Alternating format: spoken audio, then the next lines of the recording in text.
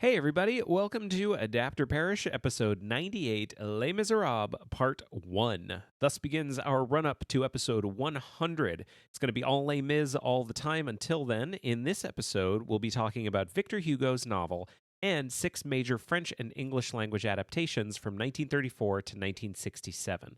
Then, in 2 weeks, on Tuesday, August 24th, we'll be looking at 6 more adaptations from 1978 all the way up to today. Finally, 2 weeks later, on Tuesday, September 7th, we'll be bringing you episode 100 and our in-depth look at Les Mis, the musical. We've got a lot to talk about, so let's not waste any more time. If you have any comments, questions, or corrections about today's episode or any others that you'd like to hear on the show, remember to email adaptorperishcast@gmail.com. If you enjoy the show, we'd love it if you would share that with the world by leaving a rating and review wherever you listen to podcasts. We're also on Patreon at patreon.com/adaptcast. We've got a patron-only community and our bi-weekly bonus show, Adapt or Perish Plus, with episodes releasing every Tuesday between episodes of this show. We hope you check it out. Show notes from this and all other episodes can be found at adaptorperishcast.com. And with that, on with the show, Adapt or Perish, episode 98, Les Misérables, part 1.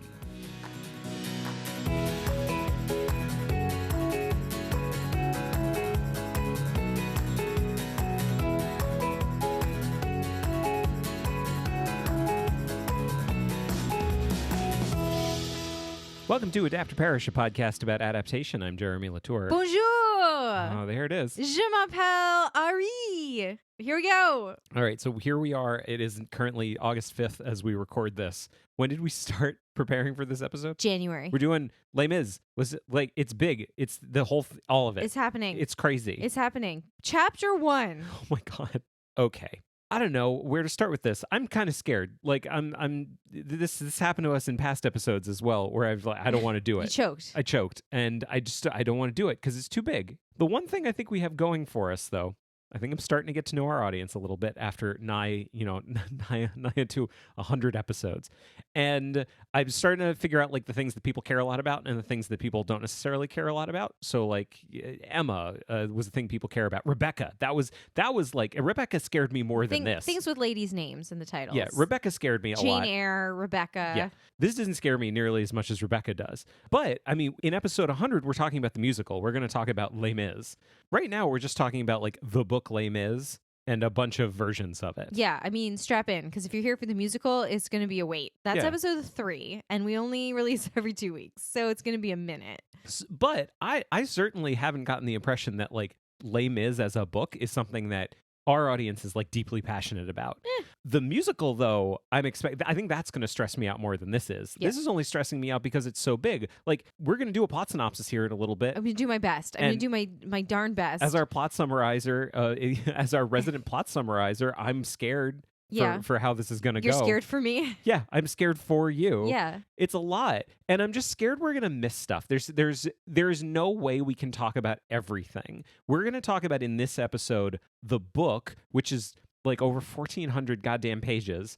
And we're talking about 6 different versions of it. Yeah. That's just in episode 1. There's stuff we're not going to talk about. And every episode we ever do, we finish and I immediately go, there's 3 things I forgot to talk about that I wanted to. This one, like, that's going to happen like crazy. We're going to do our best. That's all we can do. This episode, it can't be 7 hours long because we have a child and need sleep and to watch the Olympics and things. So we're going to limit ourselves to a certain amount of time on each one, and that's as much as we can As do. we always do. We always limit ourselves, and then we do twice as much as we limit ourselves for. Okay, for well, every if we do twice as much as we limited ourselves to, this episode's going to be 4 hours long. So let's hope that it's not. Can we start at a high level? Yeah. Had you ever read Les Mis before? I had attempted to read it before. So no. As a child. So That's like a 6-year-old saying they're 7 when they're almost 7. But like I had attempted it. Yeah, that's I fair. had attempted it. So this is the first time you ever read Les Mis all the way through? Yes. Myself as well. Yes. And we read it in a cool way, which is a way we never do, because us reading books together is usually wildly out of step because you read much faster than I do. Mm-hmm. So it tends to be you're done and I'm about halfway through, and then you've got to wait another week while I finish a book. Or you're done because you started way earlier because you said you read faster than I do, so I better start early, and then I never start. You drag your dang feet. Yeah, and then I'm like, shoot, we got to record. I got to go. With this one, though, my big idea was, because it is like it's split into like 5 books, and each book is split into multiple chapters. And it's like 350 chapters in the book. Yeah. And I thought, you know what? We could do 3 chapters a day for the next like 5 months, and then we'll be done. And so we started that at the beginning of January. Yeah. And so we had our daily chapters of Les Mis, and it was really, really fun to read it that way. Yeah, it was like doing a Bible study. Yeah, or, you know, a book group. Yeah, but a book group, you don't necessarily read the same pages every day. Anyway, my math was off a little bit, and we ended up way finishing the off. It book was like a so long time off. ago. Yeah. Like, it still took us months to finish it, but we finished it a long time ago. Well, we were confused because we were both reading on Kindles, so sometimes on a Kindle, especially in a book with a lot of like appendices, it's hard to tell how close you are to the end. Jeremy was reading one night, and he just went, "Oh my God, I think the book is over." And I was like, "What? It says I'm 82% done." You were like, "No, go read your chapters." No, he's dying. I think the book I is think over. He's dead. And I was like, yeah, you know, it did seem funny because it seemed like it was getting towards the end and I didn't know what was going to happen, but it says 82%. And then we were suddenly finished with the book. Yeah. And the other thing that made the whole thing confusing is, of course, we're mapping our expectations to it. And my experience of Les Mis is the musical. And so the entire time I'm thinking like, well, I don't know this character and I don't know this character, but I know that this happens and I know that this happens, but that's not quite how it happened in the musical. None of this was saying it was good or bad. It was more, you know, my expectations sometimes had to be adjusted a little bit.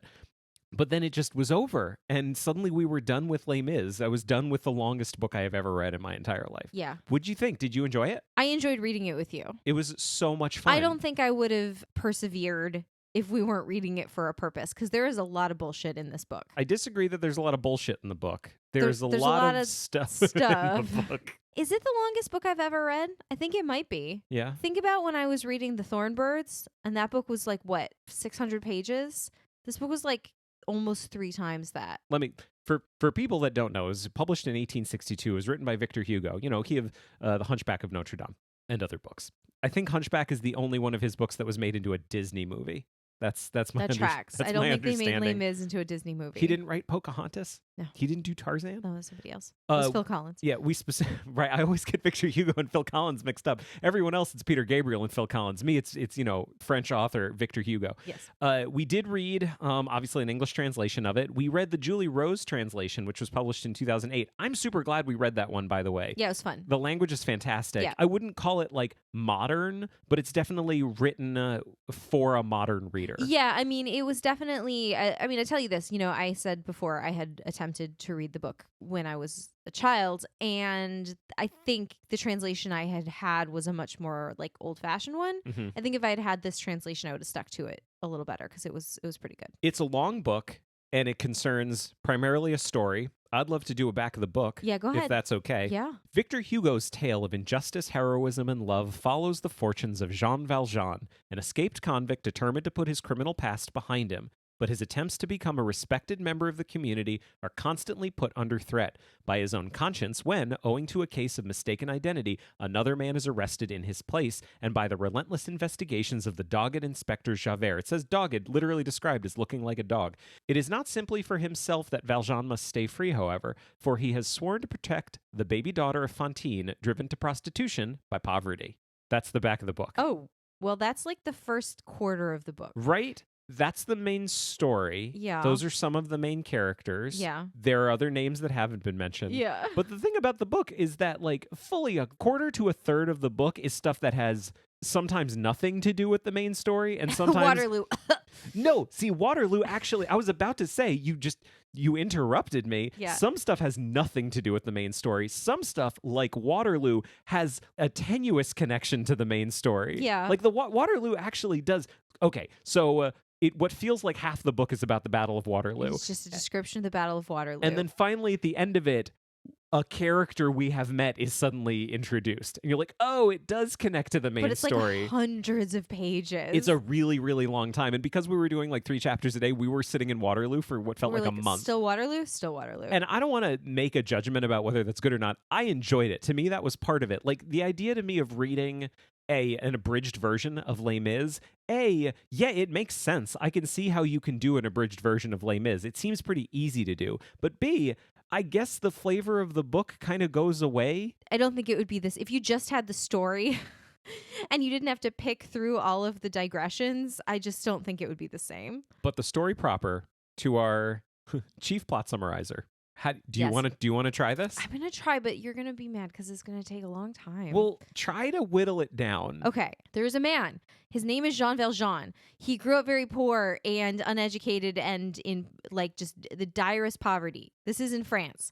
His parents are dead and everyone's dead, and he has a sister with a lot of children. And one day he steals for their sustenance a loaf of bread. For this crime, he is sentenced to jail for 5 years. And he keeps trying to escape, so they keep adding more years to his sentence. So by the time he gets out, he's been in jail for 19 years for stealing a loaf of bread. And this is in the year 1815. His prison number is 24601. He's also, this is important, very strong. It comes up a lot. It comes up a lot. It is important. He makes his way to a town, and no one will let him. He has money from working, they gave him money when he left in the jail. But no one will let him sell him food or let him spend the night or anything because he's a convict and everybody's scared of him. And someone tells him, go and knock on this door of this priest that we just read 16 chapters about. And he goes and knocks on the door, and the priest is really, really kind and lets him spend the night. And he repays the priest in a bad way by running away in the middle of the night and stealing the priest's silver, his silver plates. Of course, he gets caught.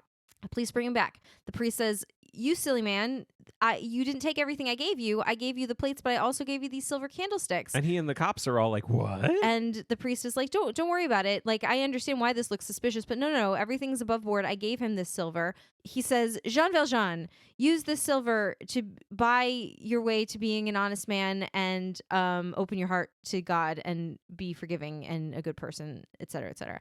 So Jean Valjean takes the silver. He's like, thank you so much. Immediately goes and robs a child and then feels bad about all the stuff that he's done. And he decides to make his way in the world and essentially break his parole, but remake himself. And I will say, so the kid he robs, that was the first time for me reading the book, as only knowing the musical, where I was just like, what is this? Wait, he's robbing a kid? What the fuck is this? Yeah. So the kid doesn't really come back. Actually, that's pretty superfluous. No, the kid does come back because that's part of the crimes. Part of the crimes. Yeah, okay. So there's sort of a transitional period here. We learn about a young woman named Fantine. She lives in Paris. She has a baby. Her boyfriend runs off and leaves her and her friends, and she doesn't know what to do. So she takes her kid and she leaves Paris and starts walking into the countryside to look for work. She meets an innkeeper and his wife named the Thénardiers. They have 2 daughters of their own, Eponine and Azelma, also an unnamed baby boy who we'll come to later. And she says, hey, would you board my kid for me? I will send you money to keep her, and because I have to go to this other town to find work. And they agree to do so. In the meantime, her hometown has become revitalized because this mysterious man named Monsieur Madeleine has moved to the town.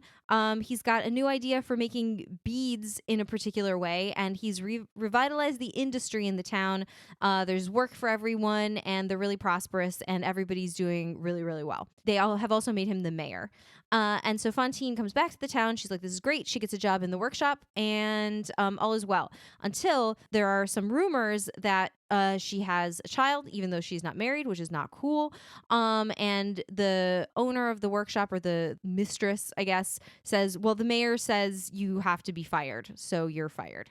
She gets in a very bad way. She doesn't know what to do. Sells her teeth, sells her hair, sells her clothes, sells her teeth, sells everything. Sells her goddamn teeth. Sells her teeth, sells her private parts, and becomes kind of a different way. Yeah, it becomes she just can't get along. The Thénardiers are asking for more and more money. She's so worried about her child, and she eventually becomes a sex worker, and she's very sick, and she's not doing well. In the meantime, a new officer of the police has been assigned to this town. His name is Javert. He has some suspicions about the mayor because he sees the mayor lift a very heavy object off of an old man and says... Valjean goes out and plays a delightful game of Lift the Heavy Thing. Yeah, and says, wow... We've been watching a lot of games of Lift the Heavy Thing on the Olympics this year. There's this guy that got away from me. He's like the one that got away, and it's very important to me to always do my duty, and this represents a big failure on my part in my past, and it's very strange because he's the only person I've ever known who could lift something as heavy as that, which I always think is a crazy coincidence because it isn't that weird that you would meet 2 people that could lift heavy things over the course of your life. But it's so heavy, though. So heavy. It's so heavy. By the way, I just want to mark that's maybe, I think throughout your description, I'm counting 5 times that I've been holding back from breaking into song. Okay. I'm going to try not to do it once this episode. I don't think we should. I think we should try not to sing it all this episode because there's going to be more. If people don't like our singing, they should be able to listen to this episode and not have any singing.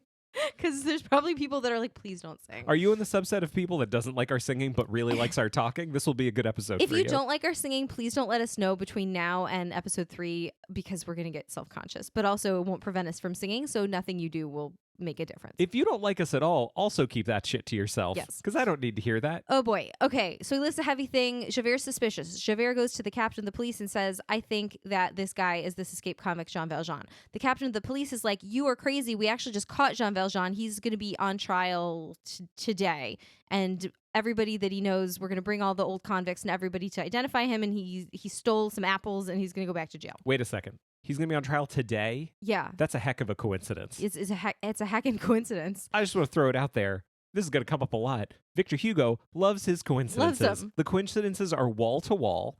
And I think it's fine. Well, especially in a book of this length, if you didn't have coincidences and had to drag out like time in between different incidents, the book would be like twice as long. Like, it is crazy to think that all of France is populated by essentially 10 people. Yeah. They just keep running into each other. They all know each other. They all know each other. It's insane. Oh, Javert's also really mad at Monsieur Madeleine because he arrested Fantine for defending herself after being attacked and abused, and was going to send her to jail. And Monsieur Madeleine was like, do not send her. That's wrong. Don't send her. It's fine. Javert, don't you understand? I've already had my arc as a character in the first eighth of the book. Yeah. And I am a very kind man right now, yes. and shall remain for the rest of the book. And Fantine is like... A lot of people might think that I'm not an interesting character anymore. Fantine is like, you jerk, Monsieur Madeleine, Monsieur Le Maire.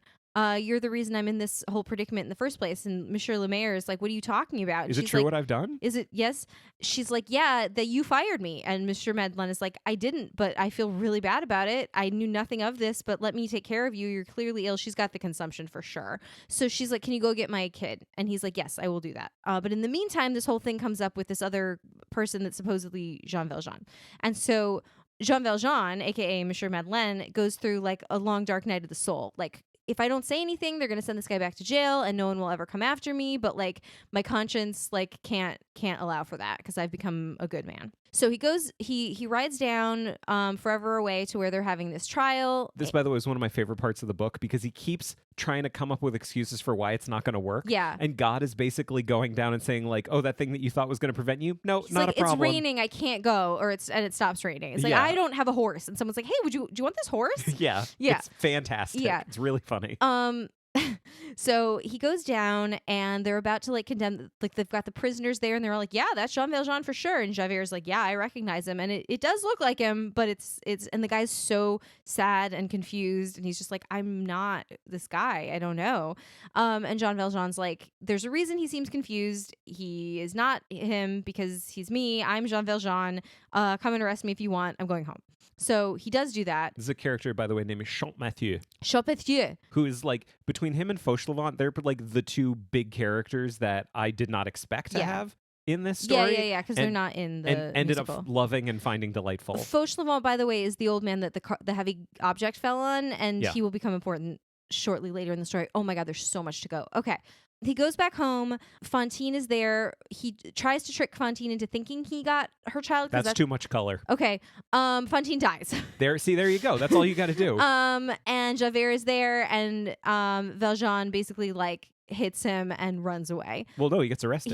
Oh, right. Because in the book he does get arrested. No, you're right. He gets arrested twice after this. So like he gets arrested by Javert that night and he breaks out of jail. He gets arrested, he breaks out of jail. He goes home to his house and he gets some stuff, and there's a nun who never lies, and she lies and says he wasn't there because she knows he's a good man.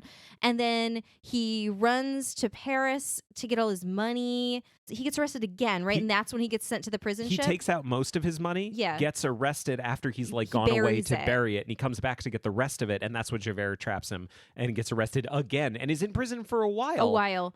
Yeah, so he's like working on a prison ship, and like he sort of like pretends to save. He escapes. He escapes, but escapes in such a way that everyone like thinks he's dead. Like he falls off the ship and doesn't come up again. And everyone's like, well, he drowned. Mm-hmm. He clearly goes and gets some money, and he finds Cosette. She's had a very hard time living with these innkeepers, and they're very mean to her.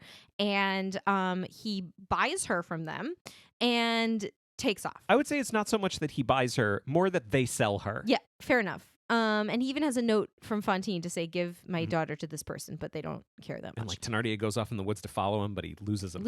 Okay. Thing. So, and this is where we have the biggest passage of time. If I'm not mistaken. Well, no, because then yes. I'm still thinking of the musical. Yeah, that's the thing. So they go to stay in a place and they're good for a bit, but then Javert catches wind of them and the lady who owns the place gives them up and everything. And they run away. They have to run away again, and he ends up sneaking into a convent. They're in Paris, by the way. And Javert is like literally at his heels, and he basically like takes the girl and climbs up over a wall, and Javert's like, there's no way he could have climbed the wall. Like, he just disappeared into thin air. But it's fantastic. He's like, oh, a wall. No one could climb that. Let me go. But this is all very mysterious. Let me go explore these other passageways. So he ends up in this convent where, miracle of miracles, old Fauchelevent, who he saved from all but certain death, is the gardener and the only man allowed in the convent. So Fauchelevent is like, this is great news. I will happy to do anything I can for you. I have a great idea. We're going to say you're my brother and I'm old and you've come to help me. And oh, by the way, can your daughter like go to the convent school with all the other little girls? But there's a big problem. You're here in the convent. That's very suspicious because there's only one way into the convent and you didn't come in the right way. So that's going to be really weird. We got to get you out. Suffice it to say their plan works. Yes. I would love to come back to their plan when we talk about the Orson Welles radio drama. That's fine. Is that okay with you? Okay. Because this plan doesn't show up again. It doesn't matter. It shows up in literally like 2 of the versions we're going to talk about. Yeah. But like, there's nothing in the amazing. plot that has to refer back to it. Suffice it to say, the plan works out. And they live there for the next X number of years, like years and years. Cosette goes to the school. Oh, because the daughter's name is Cosette. I don't know if we mentioned. She goes to the school and she's brought up by the nuns and he works in the garden and they all have a very pleasant, simple life. And now their name is Fauchelevent. And old Fauchelevent dies. Yeah, he dies. He's my favorite character in the entire book, I just want to say. Time for Cosette to graduate and they're like, do you want to be a nun? And he's like, no, thank you. We really appreciate it, but I'm going to take my daughter away from here.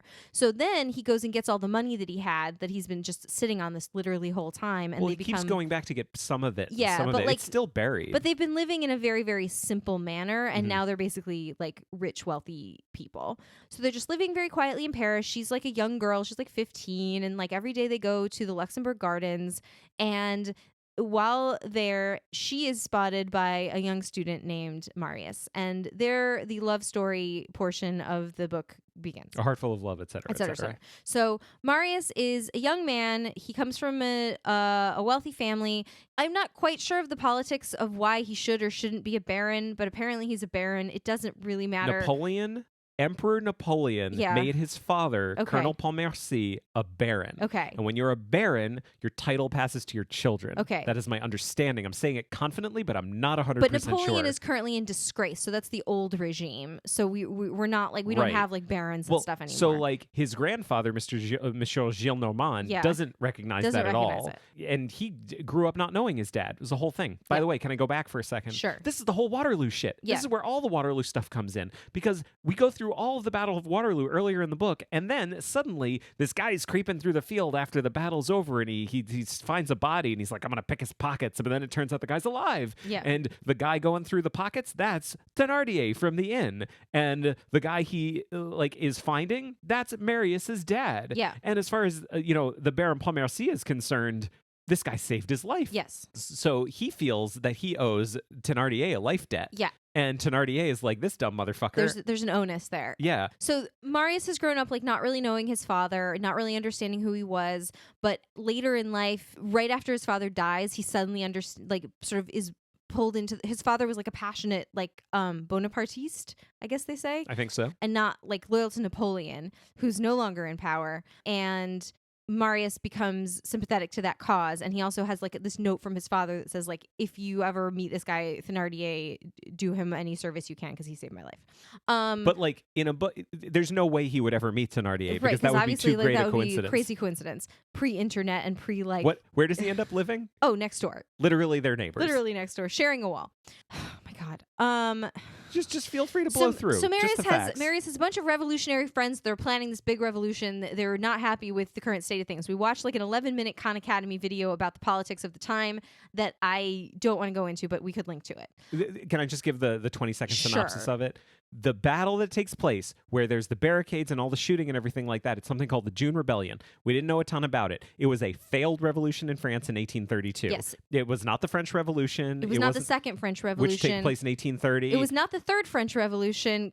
it would have been had it succeeded, but Right. it wasn't. It was kind of nothing, and the main reason that like Les Mis is the main reason for it being in the pop culture at all. Yeah. And the history of it is fascinating. I'm going to link to a very short Khan Academy video about it, which is only like scratching the surface, and we are far from experts on it. But at least we know it's not. At least we know it's not the French Revolution. It's not the French Revolution. But it is fascinating. Yes. I'll link to that in the show notes. Okay, so he's mixed up with this gang of students that are trying to do this revolution, which is doomed to fail. And he also meets this young girl and falls head over heels in love, and she's very mysterious and is trying to find out like who she is and what her name is and all this. The battle happens. Oh, wait. No, hang on. We got to do the whole thing. No, with we Valjean. don't. I was actually about to say, don't wait. Okay. Let's say quickly. A whole thing happens with Valjean and Thénardier finds out about Valjean, and he tries to blackmail him, and then he tries to Cosette and then he tries to kill him, and none of it works, and Javert is involved, and all this arrested. stuff. So like Marius meets Javert and Thénardier, and he finds out about Thénardier, and he's torn because he wants to save this woman he loves father, but he also wants to help Thénardier because his dad said it. And he was conflict inside and everything like that, but eventually everything is fine, and Valjean escapes. And yeah. And we also meet Thénardier's 3 children, Eponine, who becomes in love with Marius, Azelma, who's kind of nothing, and Gavroche, who is a young boy who does not live at home anymore because he prefers to live on the streets and be part of the revolution. Blew my mind that Gavroche was Thénardier's son. It blew my mind too. Blew my mind. That's not in the musical at all. Oh my God. So do you want to pick it up?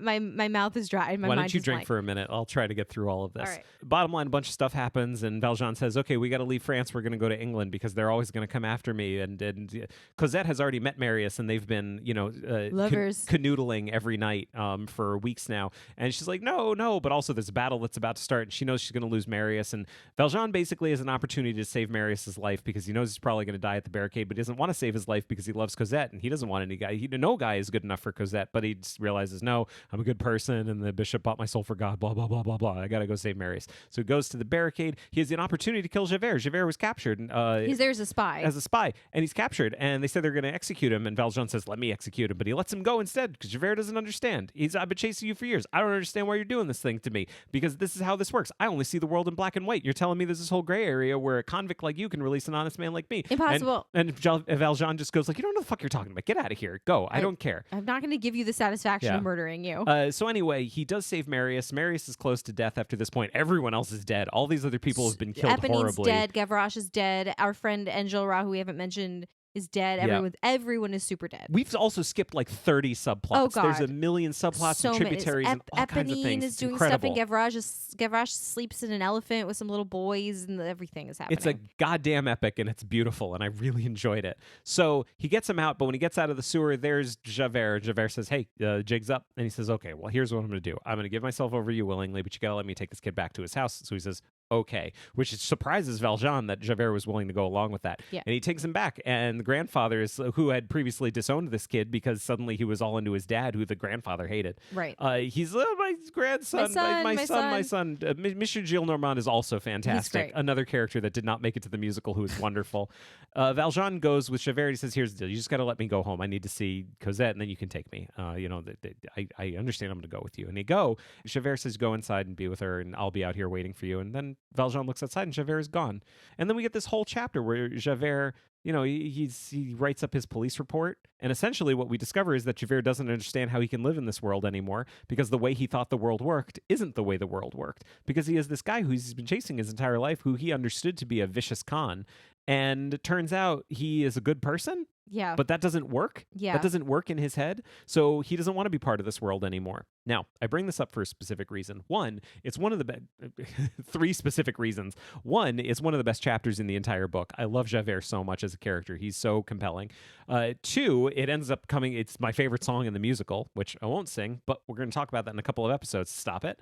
Number three, though, I do want to issue a bit of a content warning kind of for the next 3 episodes, because something we're going to talk about not constantly, but consistently is suicide. Yeah. Because one of the main characters of the book does die by suicide. Yeah. And it's important to the character that happens. So we're going to talk about suicide. Kind of like in A Star is Born. You want it to make sense dramatically in terms of the plot, while still recognizing that it is a plot device and not how like humans would necessarily behave, and not meaning to like cause offense to like any actual person. Does that make sense? Yeah, that's exactly what I'm trying to say. Yeah. So it's going to come up a lot. I don't want to do a content warning every single time we talk about it, but if you know Les Mis, we are going to talk about Javert's suicide because Javert does die by suicide. So anyway, he jumps in the river. He jumps in the river and he dies, gets sucked right in. And the way, oh my God, the way Hugo describes the part of the river where he jumps in, it's this amazing torrent and rapids, and anything that goes in gets sucked under into the blackness. And there's no possible way that anyone could possibly survive. It's important. I'm sticking a pin in that because it's going to come up so many times. Goddamn times. Okay. So it's going to come up 20 goddamn times by the time we're done with this. So but at this point, Marius gets better and he's going to marry Cosette, and they get married, but Valjean doesn't come to the wedding. Yeah. And they're like, what's going on? He says his like, hand I hurt hurts. my hand. Yeah. So he shows up the next day and he talks to Marius and says, here's the deal. I need to level with you. I am not Monsieur Fauchelevent, as you have come to understand. I am actually a man named Jean Valjean. I am a convict, and I was a convict in the prison for 19 years. He says, like, I couldn't be at your wedding because if I signed any paperwork, it would be illegal. Like, you'd be lying. Yeah. So I couldn't be part of it because I want her to be happy, and now I'm going to step out of your lives. Thank you very much. And then begins this incredibly depressing final chapter. Well, because Marius is like, yes, I think you'd better had. Yeah, I think you'd better had. And he like sees Cosette a couple of times, but then kind of gets out of their life, and he then separates from them entirely. And then finally, who shows up at Marius's door but Thénardier? And he says, here's the deal, mister. Here's the thing you got to know about that we haven't even mentioned at this point, that when Valjean was bringing Marius out of the sewer, who did he run to but Thénardier? And they had a whole little thing. Thénardier let him go. He thought he was carrying a dead man, but he recognized him. He knew it was Jean Valjean. And he comes to Marius and he says, your dad, by the way, not who you think he is. And Marius goes, yeah, I know, he's a convict named Jean Valjean. He goes, oh, well, here's another thing you didn't know about him. He's a murderer. He says, go on. Because Marius doesn't know who saved him from the battle at this point. He says, I ran into him in the sewer, and there was a guy that he had dead, and his pockets were empty. Clearly, he murdered the guy. So I just wanted you to know. Give me some money, please. And Marius goes... And doesn't he have something like of Marius's, or was that just like in one of the versions? Something like that. Yeah, I'm not Marius is like, oh, that's my bag, or whatever. The fact that you're even bringing it up is just causing me to be embarrassed because I don't remember, because the book was incredibly long. It's just very long. It does not matter. And Marius says to him, hey, not only did this not work the way you thought it did, not only am I not going to pay you, you actually just proved that a guy that I had kind of written off saved my life because I was that guy, and he's amazing, and get the fuck out of my house, please. Merci beaucoup. And so Thénardier leaves, and he and Cosette go to Valjean, who is dying.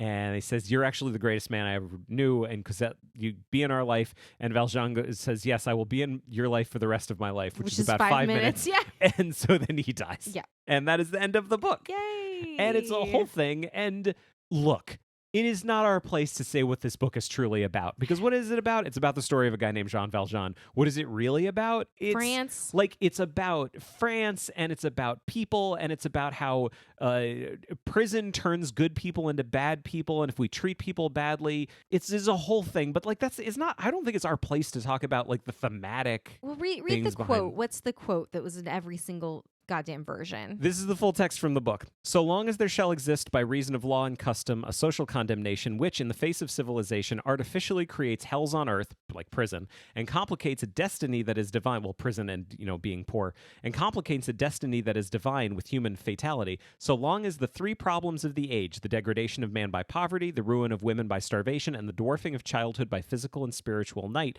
are not solved, so long as, in certain regions, social asphyxia shall be possible. In other words, and from a yet more extended point of view, so long as ignorance and misery remains on earth, books like this cannot be useless. That's the quote. The last bit is the quote that they use in most of these versions. That's the quote that's at the beginning of every single one of these versions. Every single one. Whether the filmmakers really understood the quote or not, it shows up in all of them. Yes. And that's the whole thing. Like, if we're talking about the book thematically, that's the whole point. It's like, look what we do to people. People look how are we beat treat down people. by society. Everyone's terrible. And all a mere author can do is to shine a light on these truths that exist. Exactly. And it brings up one of my favorite points about the entire thing. I love the fact that the title has never been translated, at least in English. Yes. We're speaking as an English audience right now. But this is it's not The Wretched, it's not The Misérables, it's Les Misérables. Which is funny, because I wonder, when it was originally translated, it was like The Wretched, and then we went back to it as Les Misérables. I'd be curious to know, but all of these versions are called Les Misérables. I just wonder if one will ever come out where someone's like, you know what? We're going to actually translate the title because We probably should. Yeah. I don't know. I don't know. It's not our place to say. It's odd. I mean, I didn't even say this at the beginning, but honestly, if you don't know Les Mis, like, it's good. It's really good. Watch any version. Any version. Like, almost any of them. We watched some that are weird, and maybe some weren't our favorite, but, like, I don't know that we watched any, certainly not for this episode. I don't know that we watched any that I would say are bad. No, we didn't watch any that were not enjoyable. Is there anything else you'd like to say about the book, about your experience of the book, anything like that? Or do you feel like you've said everything? Because this is our chance. This is our shot. I mean, listen, like the length of the plot summary alone has exhausted me, and I think I would like to move on. Okay. So that was 1862. In 1934, there was a movie that was made. I say a movie. It was really 3 movies. It was released as 3 movies over the course of 3 weeks. Kind of like, it was a real, like, Lord of the Rings situation. Yeah. Where they knew they were making a trilogy right from the beginning, except instead of a year between them. And every year at Christmas, when you were home from college, you could go see the movie with your friends. Oh, you're dating, sweetie, you were dating yourself. No, that was literally everybody's experience of the Lord of the Rings. Yeah, everybody that's old. I've never met a single person whose experience of the Lord of the Rings is anything different than Did you know those movies came out 20 years ago? You're not going to shock me by doing stuff like that. I think about that shit all the time. All right. So we get these 3 movies, really 1 movie, directed by Raymond Bernard. It is French, by the way, written by Raymond Bernard and André Lang. I can't even go through the entire cast for all of these, but like Jean Valjean is Harry Bauer. I feel like the thing with Les Mis is like a lot of people have their favorite version. They have their definitive version of it. And it's kind of nice to go into this, as always, with no definitive version. We don't know which one is going to be our favorite. Mm-hmm. We might have a bunch that we really love. We might like every single one. We might like none of them. We don't know the things that are going to come up for us that are going to be important, the things we value in a story. But we're presented with this one right off the bat. It was quite a way to jump into Les Mis. I'll ask you this. What would our experience have been if this movie was not good? Poor. Luckily, goddamn, what a movie. It was so good. Such a delightful way to start this entire experience. Yeah, no, when you said, oh, by the way, so we're watching this 1934 black and white movie. Okay. It's in French. Okay, that's fine. It's 4.5 hours long. And I argued with you. I was like, it cannot possibly be. No, it is not. And you were like 5 hours long. And you were like, yeah, it is. It's like in 3 parts. I was like, yeah, but 3 parts of like half an hour. And you were like, no, like 3 full movies.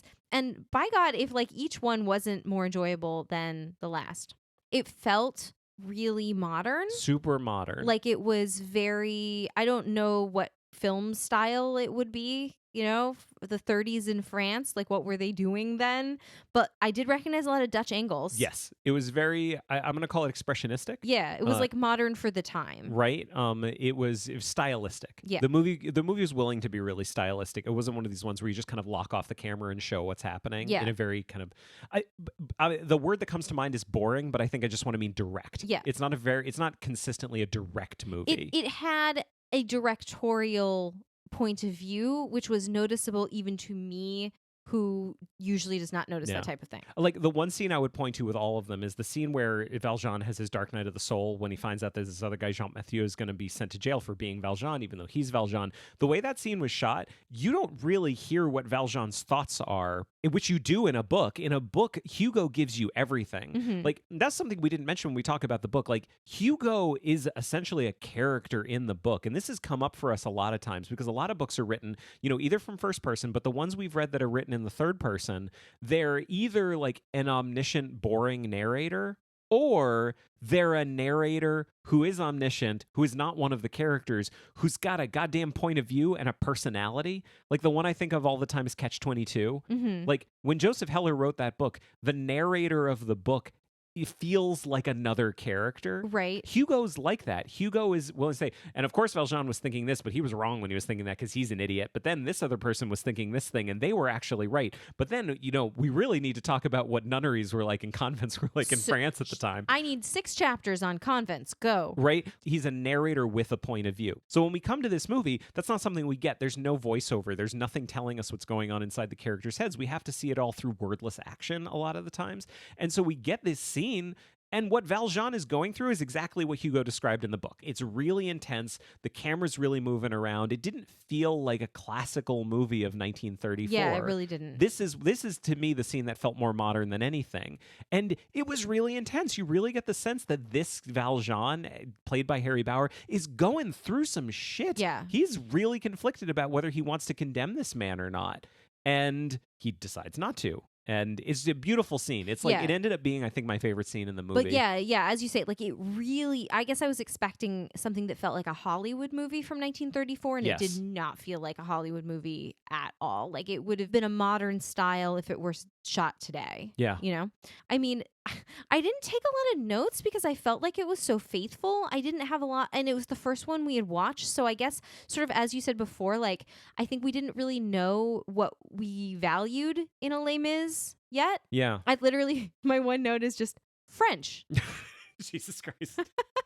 Not even French. French in parentheses. You know, so I could remind myself that this was the one that was in I love French. that past you is just writing to future you, going like, future Ari, there is one thing you need to know about this movie. But one thing above all others, it is in French. It is in French. Do not forget. But do not forget. But I think part of it was, you know, I was actually engrossed by it, so I wasn't like taking notes. I definitely take way more notes when we don't like something, because I'm like, oh, I got to make that joke when it comes around. But like, it was so good and so solid and so much just like how I pictured the book that I guess I didn't really have that much to say. I mean, let me put it this way. If you're really interested in the story of Les Mis and you're like, I do not have time to read a 1,400-page book, because like, let's get real, who does? Watch this version. Yeah. I would watch this one above really any other version. I think the thing we're going to find out when we get to the end of this is that we could talk to any person and say, like, what are the things you value? Here's the version of Les Mis that you should watch. Because there's some people, like, you don't want to watch a 5-hour-long, movie with subtitles. You should, but, like, I understand that. I understand there are people like, maybe this isn't the one you should start with. But, like, if you're cool with that, if you're cool with reading a movie for 5 hours, please watch this one, because it's super, super good. So good. Can I run through, like, the cast? Sure. A little bit? I'll start with Fauchelevent, because I think it's important to mention.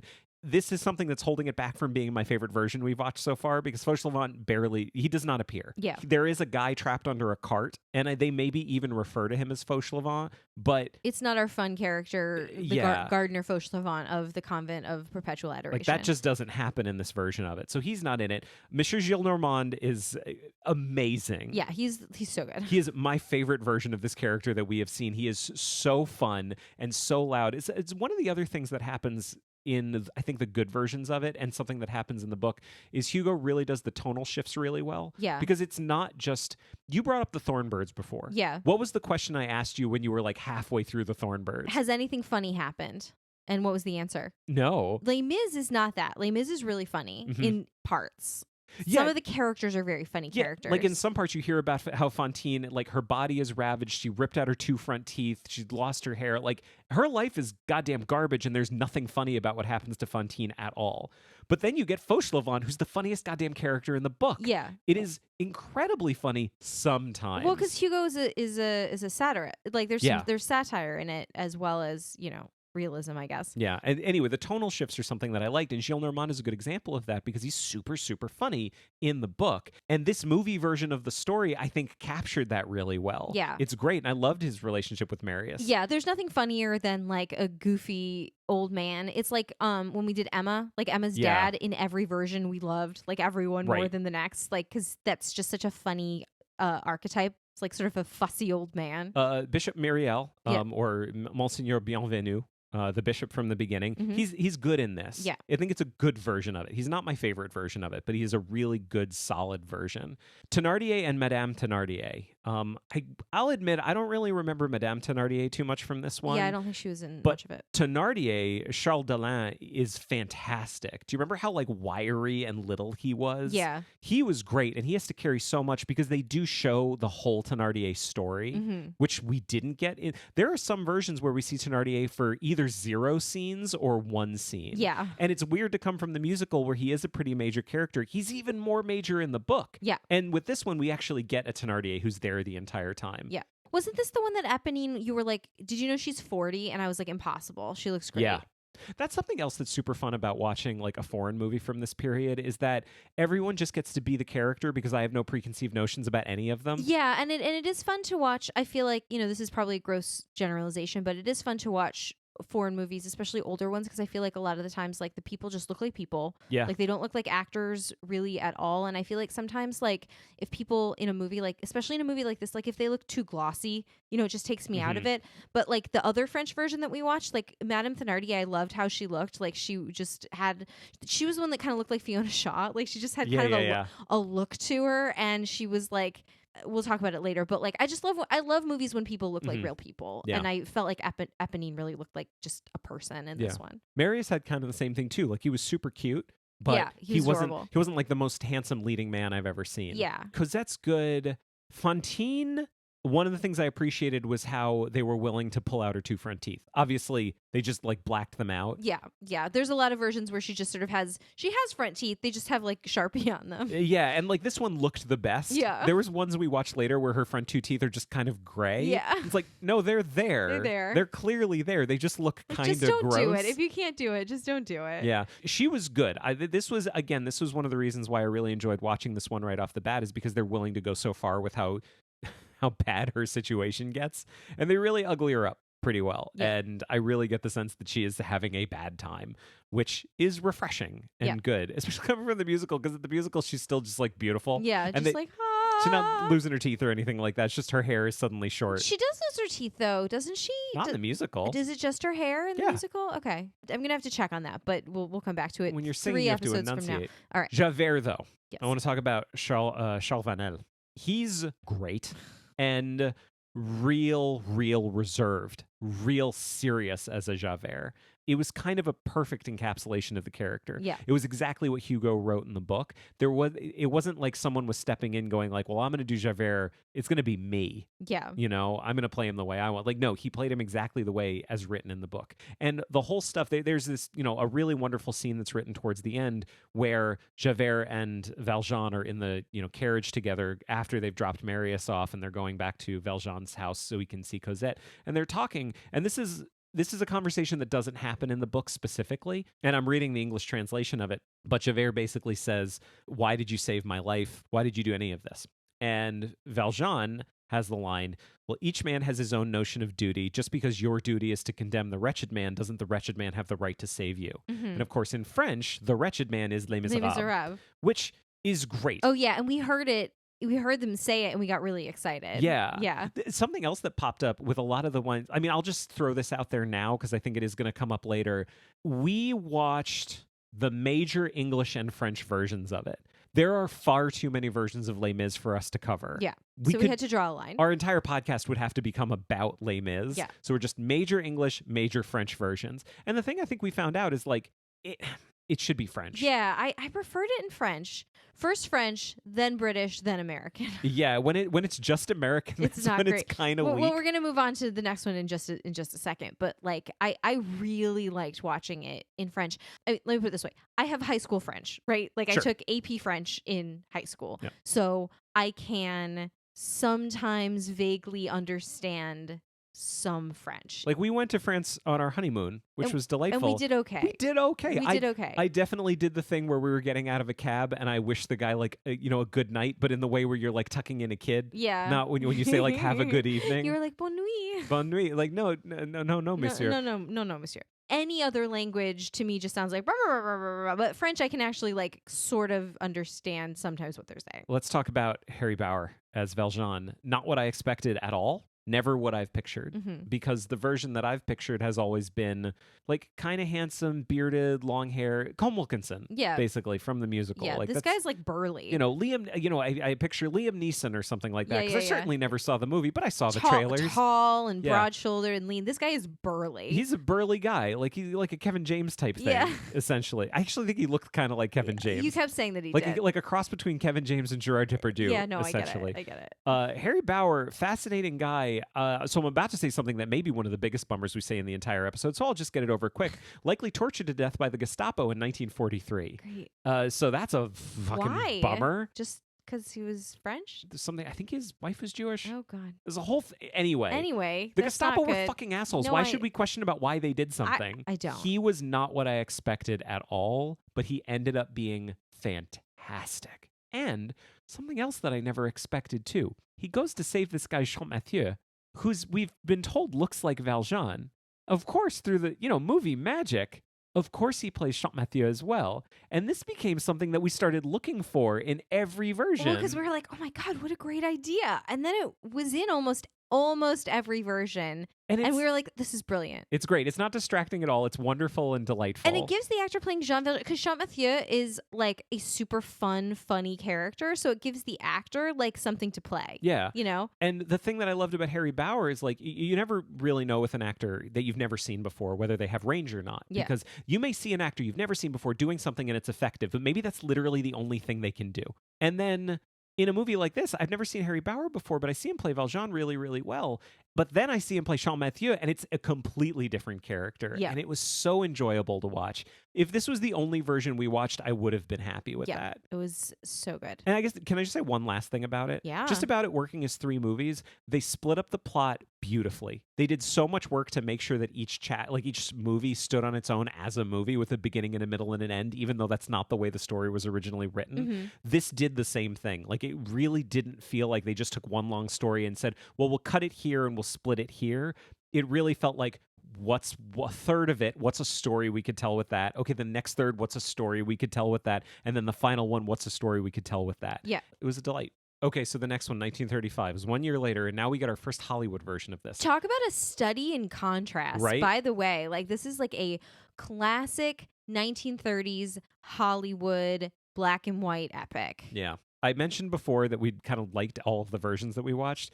I'm gonna recant that a little bit. I didn't like this one. It was fun to watch, though. It wasn't not fun to watch. Like, what not liking something means to me is that I'm like actively complaining about having to watch it. And I did not feel that way about this one. It was super fun to watch.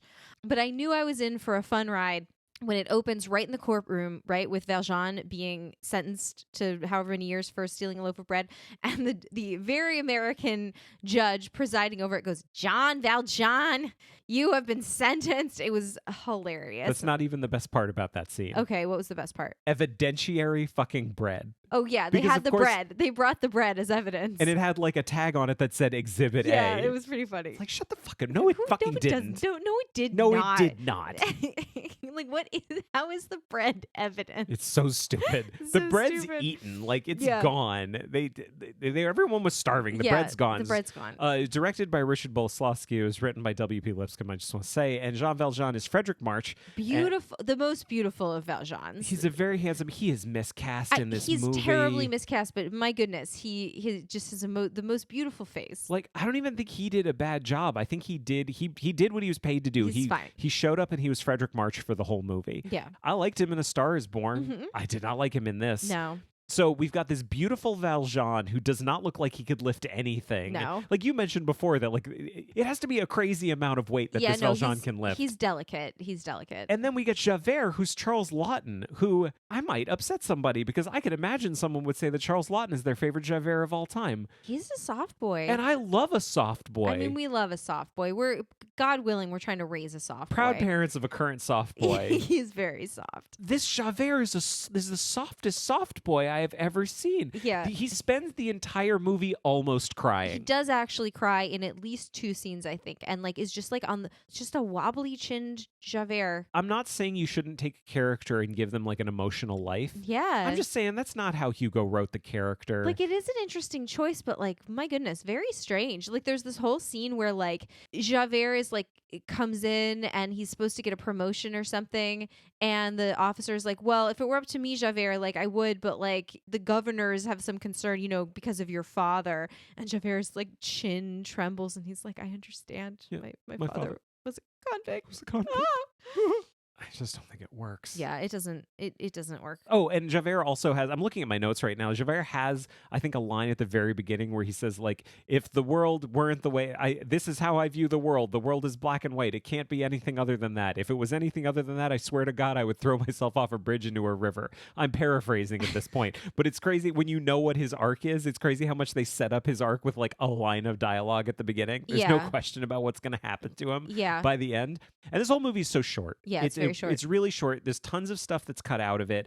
So one of the things in the original story is that Marius is only one of the like gang of people that start this rebellion. Mm-hmm. There's all these other people, and like Enjolras is the main guy who's leading everything, and he's one of the main characters in the book, and he's in the musical. This one does a thing that we see a number of times where Marius is the one in charge because it's the really quick way of setting up the character. And if we have all these other characters, we have to set them up too, but we don't have the time to get to all of that. So we'll just make Marius in charge of all of them. He's the young revolutionary.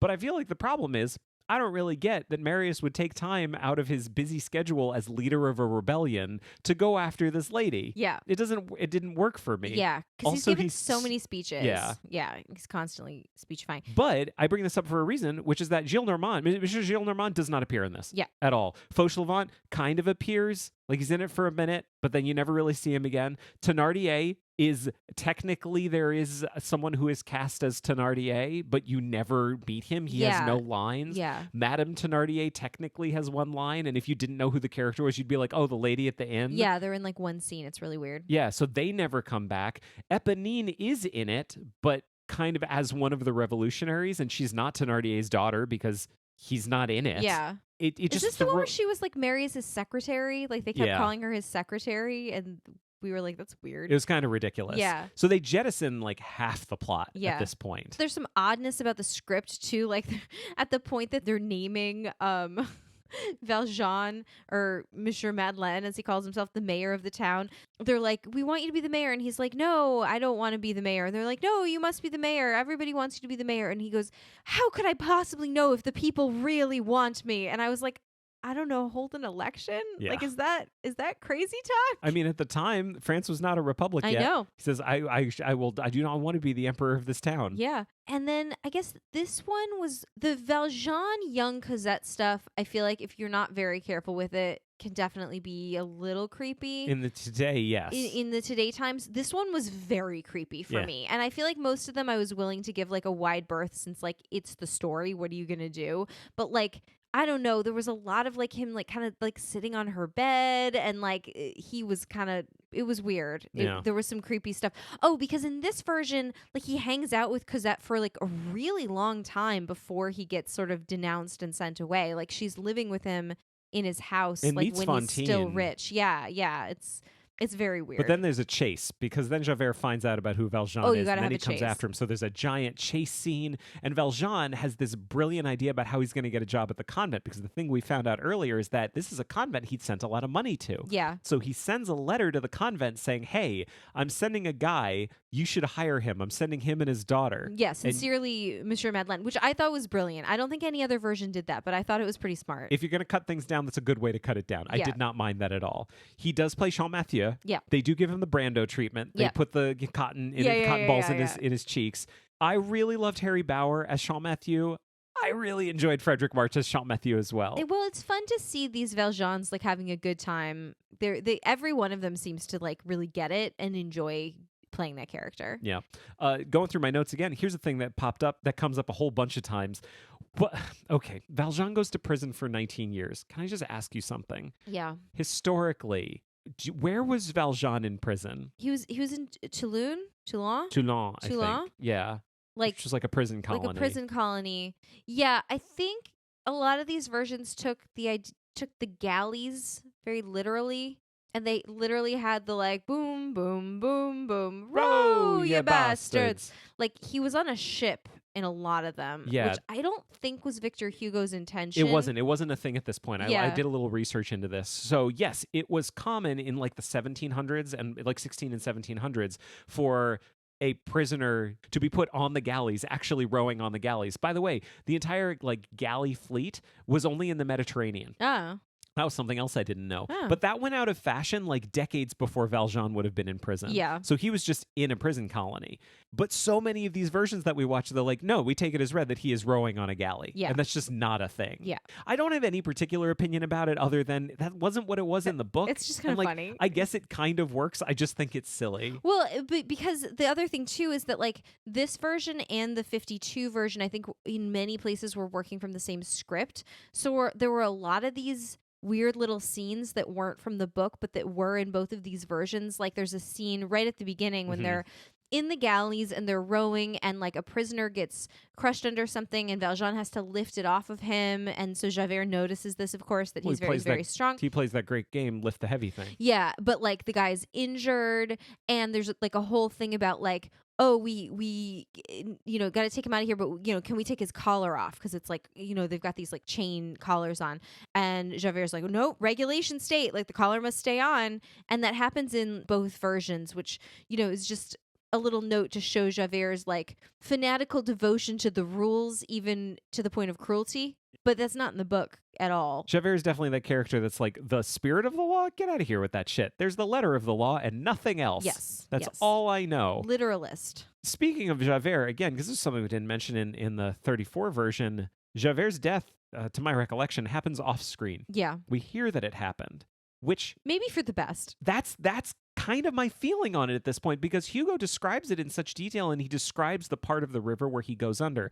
You really need to shoot it right to sell it, and if you're going to make it as evocative as the book is. And I could see them saying, like, it's just not going to look as good, so you know what, we're going to have it happen off screen and you hear about it. Yeah. Maybe not as effective as the book is, but certainly more effective than just having Javert, I don't know, stroll into a limpid pool. Like, that doesn't work. Yeah. And that's what so many versions did. It became the thing that I waited for in every single one. And in so many, starting with this one, he just jumps into some water, and we as an audience are supposed to think, oh, he's dead now. Yeah, like you don't just sink to the bottom. Yeah, you don't drown just from stepping in water. You know what? I was thinking about this because I actually saw something about this. There's a historian named Lucy Worsley who does a lot of historical documentaries, and she's really interesting. She's British, and she did one that she talked about why people used to drown all the time. Yeah. And it's because their clothes were so heavy. Yeah. Like everyone wore lots and lots of clothes, and they were made out of wool.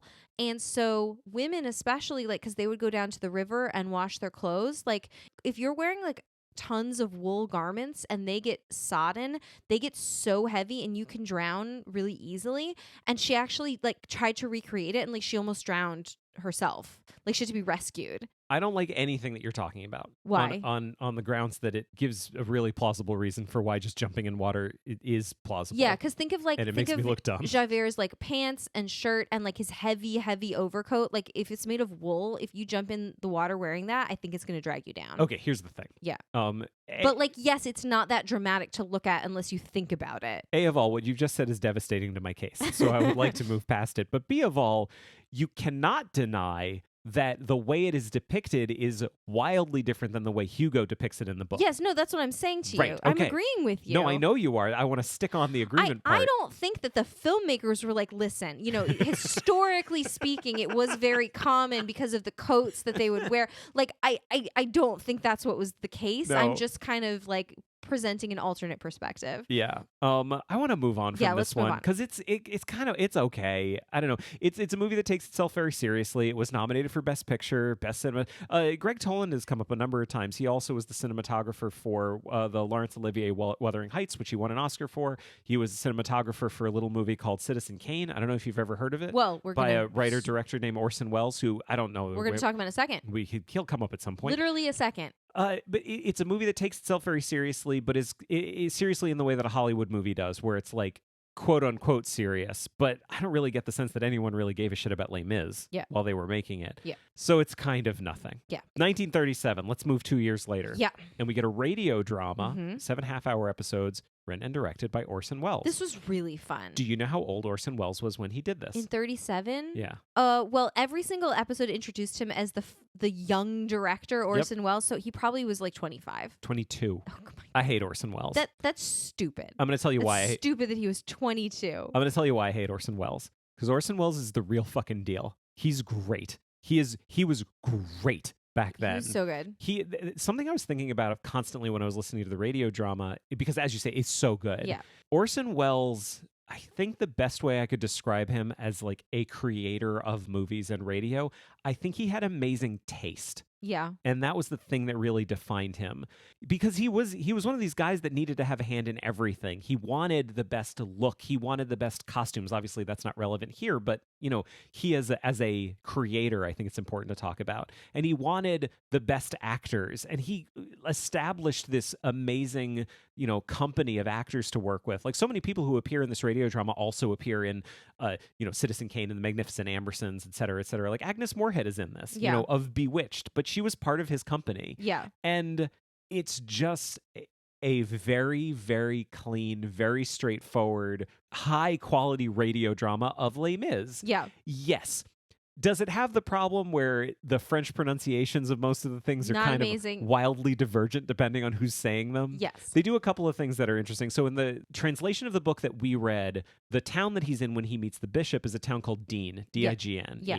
And it's clearly pronounced Dean with the French pronunciation. But as you were talking about in like the original version of it, yeah, it's that thing where it's like D dash. Yeah. Like they don't spell out the names of the towns. And we saw in I think it was the 1940 version of Pride and Prejudice, the one with Olivier, where they kept talking, every town they mentioned, they would refer to it as like M, which is not, no one actually called it that. Right, it had right. A name. Yeah. That's just the way it was written. Yes. And in this one, they keep talking about the village of D. Yeah.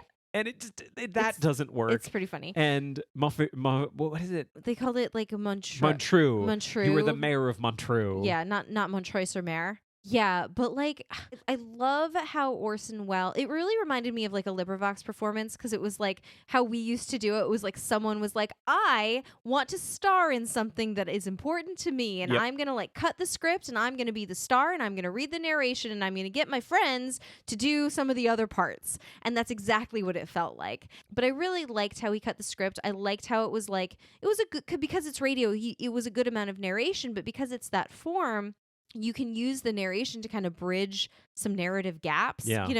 It was 7 episodes, and I really and the last one was basically a recap. Yeah, and weirdly, it was one of these things that happens in a lot of these where it runs out of steam at the end, and this one ran out of steam in a very specific way where all it is a recap of the previous 6 episodes. Yeah. It's very strange, and then but then he dies. It moved on, and then he died. But I did feel like I got kind of the whole book, and I just really liked the way it went back and forth from dialogue back to narration. Orson Welles did play Champmathieu. And he's the narrator, and he's Valjean, and he's Champmathieu. And he was really funny and did a great job. But you wanted to talk specifically about one scene. I know you're waiting to talk about the gravedigger scene. Okay, so going back to Fauchelevent's plan to get him and Cosette into the nunnery, to get into the convent. They've already snuck in. There's no way that they can stay there because, of course, they're not supposed to be there. So he says, in order to get you in, we got to get you out, and then we're going to sneak you back in. The little girl's going to be easy. I'll put her in a basket. I'll take her out to do some shopping, and I'll leave her with a friend of mine, and then I'll bring her back in. That's easy, but you're a full-grown man. That's going to be really hard. Luckily, crazy coincidence, a nun just died. One of the mothers has died, and that very night, Mother Superior, or wwhatever you call, I don't know how the terminology works for this particular Mother world. Superior is fine. She calls Fauchelevent in and says, Fauchelevent, I need you to do something for me, because the mother, she obviously needs to get buried like tomorrow or soon. Her final request, the final request of the dead, was that she be buried underneath the chapel, which is like super illegal. It's super illegal. You can't just put a body you can't just bury a body in a house. No, it doesn't. You can't. It doesn't matter whose house it is, whether it's the Lord's or not. You can't do that. You cannot. So what you're going to do, Fauchelevent, is you are going to put her in the cellar, and then we got this coffin that needs to be buried. You're going to have to weigh down the coffin with something. Now, it doesn't take a genius to put 2 and 2 together and think, I have developed a plan. I have a body. It's alive, but... Yeah, the plan basically writes itself at this point. Yeah. So he goes back to Valjean and says, here's what we're going to do. We're going to bury you.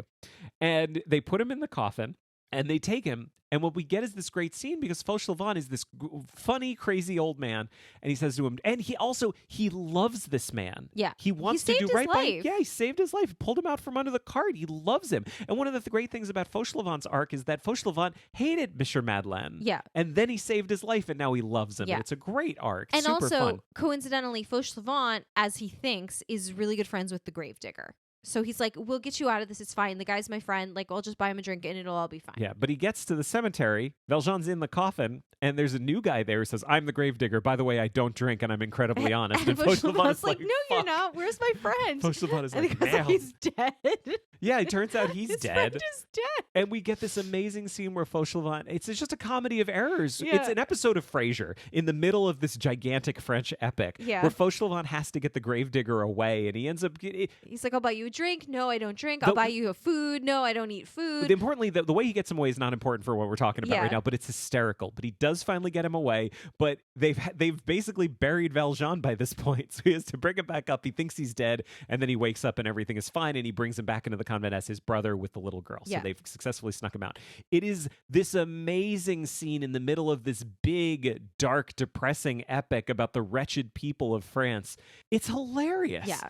And it is not in the vast majority of versions that we watch, because if you're doing a drama that's an hour and 45 minutes long, it's kind of weird to do a 10-minute comedy like heist in the middle of the whole thing. In this version, it's super funny because Fauchelevent, like, it basically, you're like, oh, he's gone mad. Like, he really thinks Valjean is dead. But because it's radio, he has to describe all of this to himself. He's like, oh, God, you're dead. You're dead. Oh, he's dead. He's dead. I don't know what to do. He's dead. Oh, he opened his eyes. Ah! Like, and he, like, starts going off with this, like, hysterical laughter, and Valjean's like, I'm fine. It's okay. Is hilarious. It's really funny. I was walking down the street listening to it with my headphones in, cackling like a madman, and I was a little embarrassed about that, but it's really, really goddamn really funny.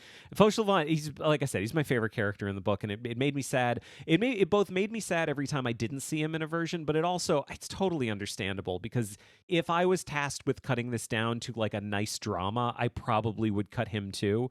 But boy, it makes me sad because he's just a delight. And this ended up being super fun. Yeah. I really, really liked it. Yeah. You know, despite the fact that it's like, it's radio drama from 1937. This is good. You had one beef with the actress who plays Cosette. Oh, her acting was very bad. She's like the only bad actor in the entire thing. It totally reminded me. That's why it reminded me so much of LibriVox. Is like, you know, you'll have this cast and there's just like one person who, like, God bless them, like they're doing their best and like they're having a great time. But like, it really...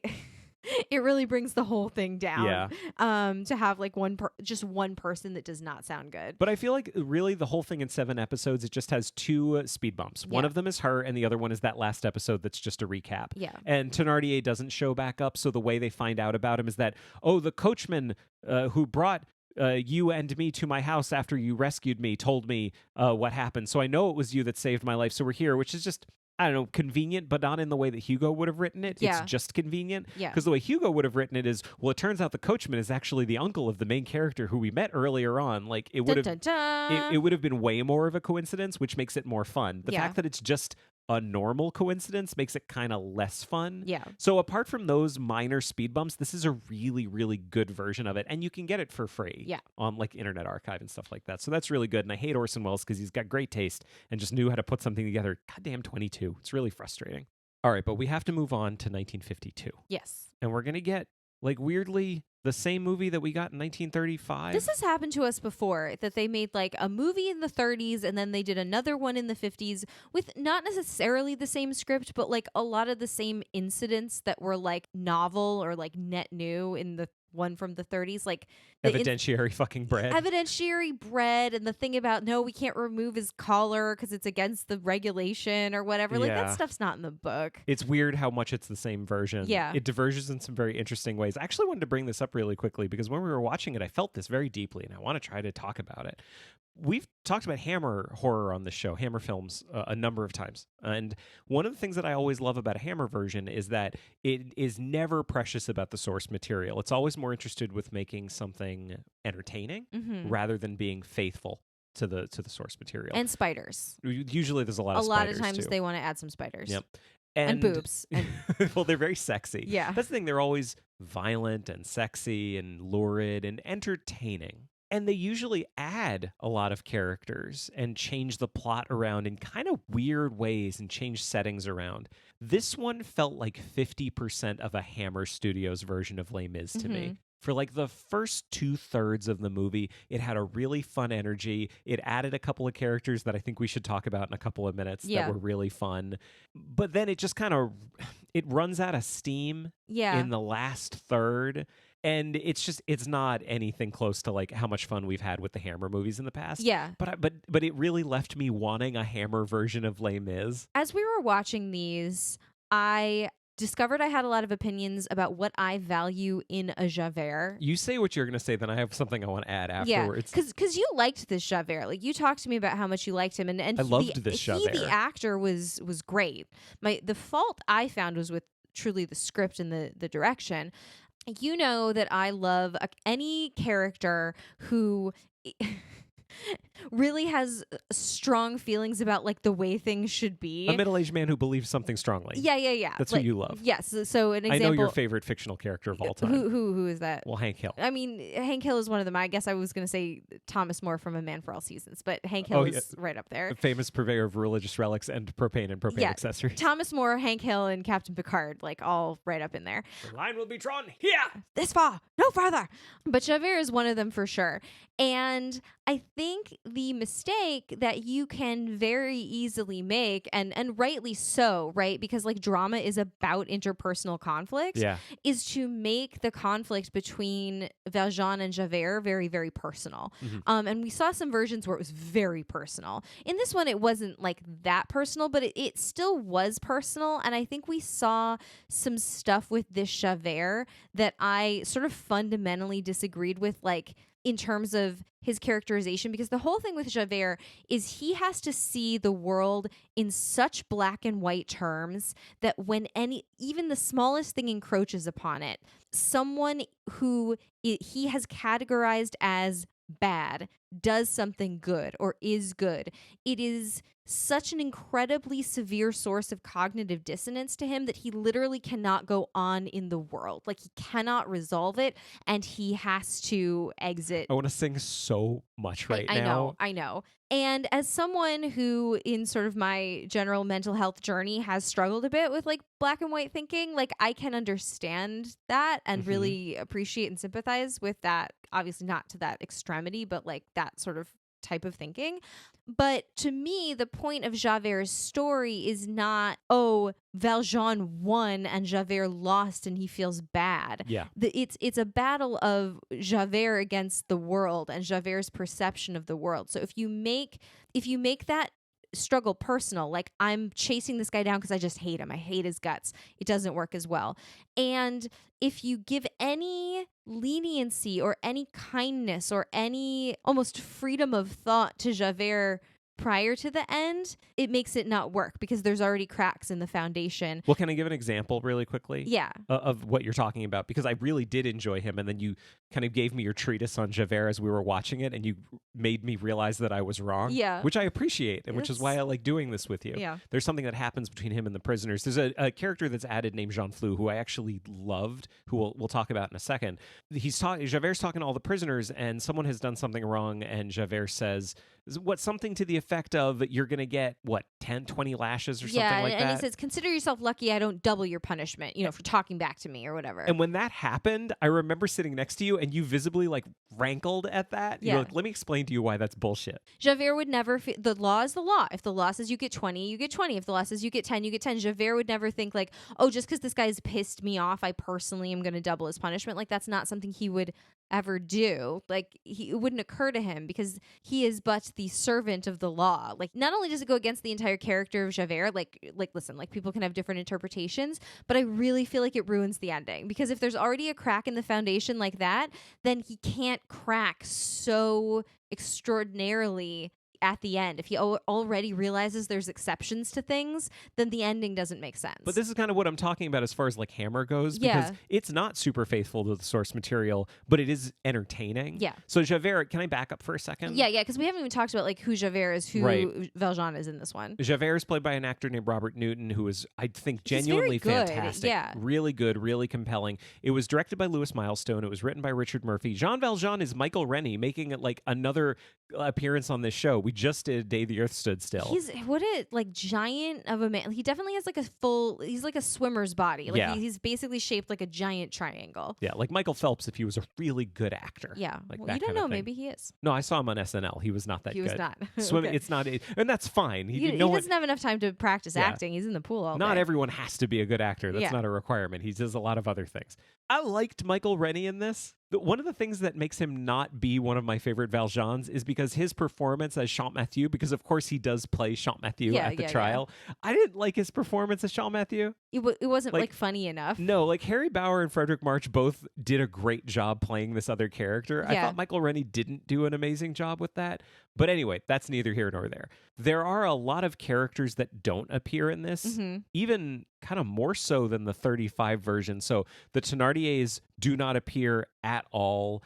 Eponine does not appear at all. Yeah. And this is part of the problem I had with the third act and where I said it kind of runs out of steam. The whole battle just happens and then it's over. Yeah. There's very little setup. There's no kind of narrative momentum bringing us towards this big thing that's happening. It just suddenly happens. It clearly is a backlot. It clearly was not the most expensive movie ever made. Javert is suddenly there. Valjean is suddenly there. They're having their confrontation and it just then suddenly is over and Valjean is in the sewers carrying Marius, but he kept dunking his head underneath the water like he was actively trying to drown him.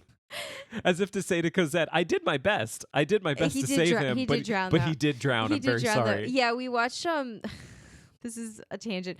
We watch a lot of vet shows sometimes in the mornings because our son likes to watch shows that have animals in them. What's it called? Dr. Oakley Yukon Vet? Dr. Oakley Yukon Vet. And there was a scene where they had to like sedate a bear like for some medical procedure, and it was like in a preserve. It was like fenced in, but it had several like 100 acres in which to sort of run and be lost. And so they darted it and it like ran across the river and then like passed out with its face like in the river because it's a dumb bear.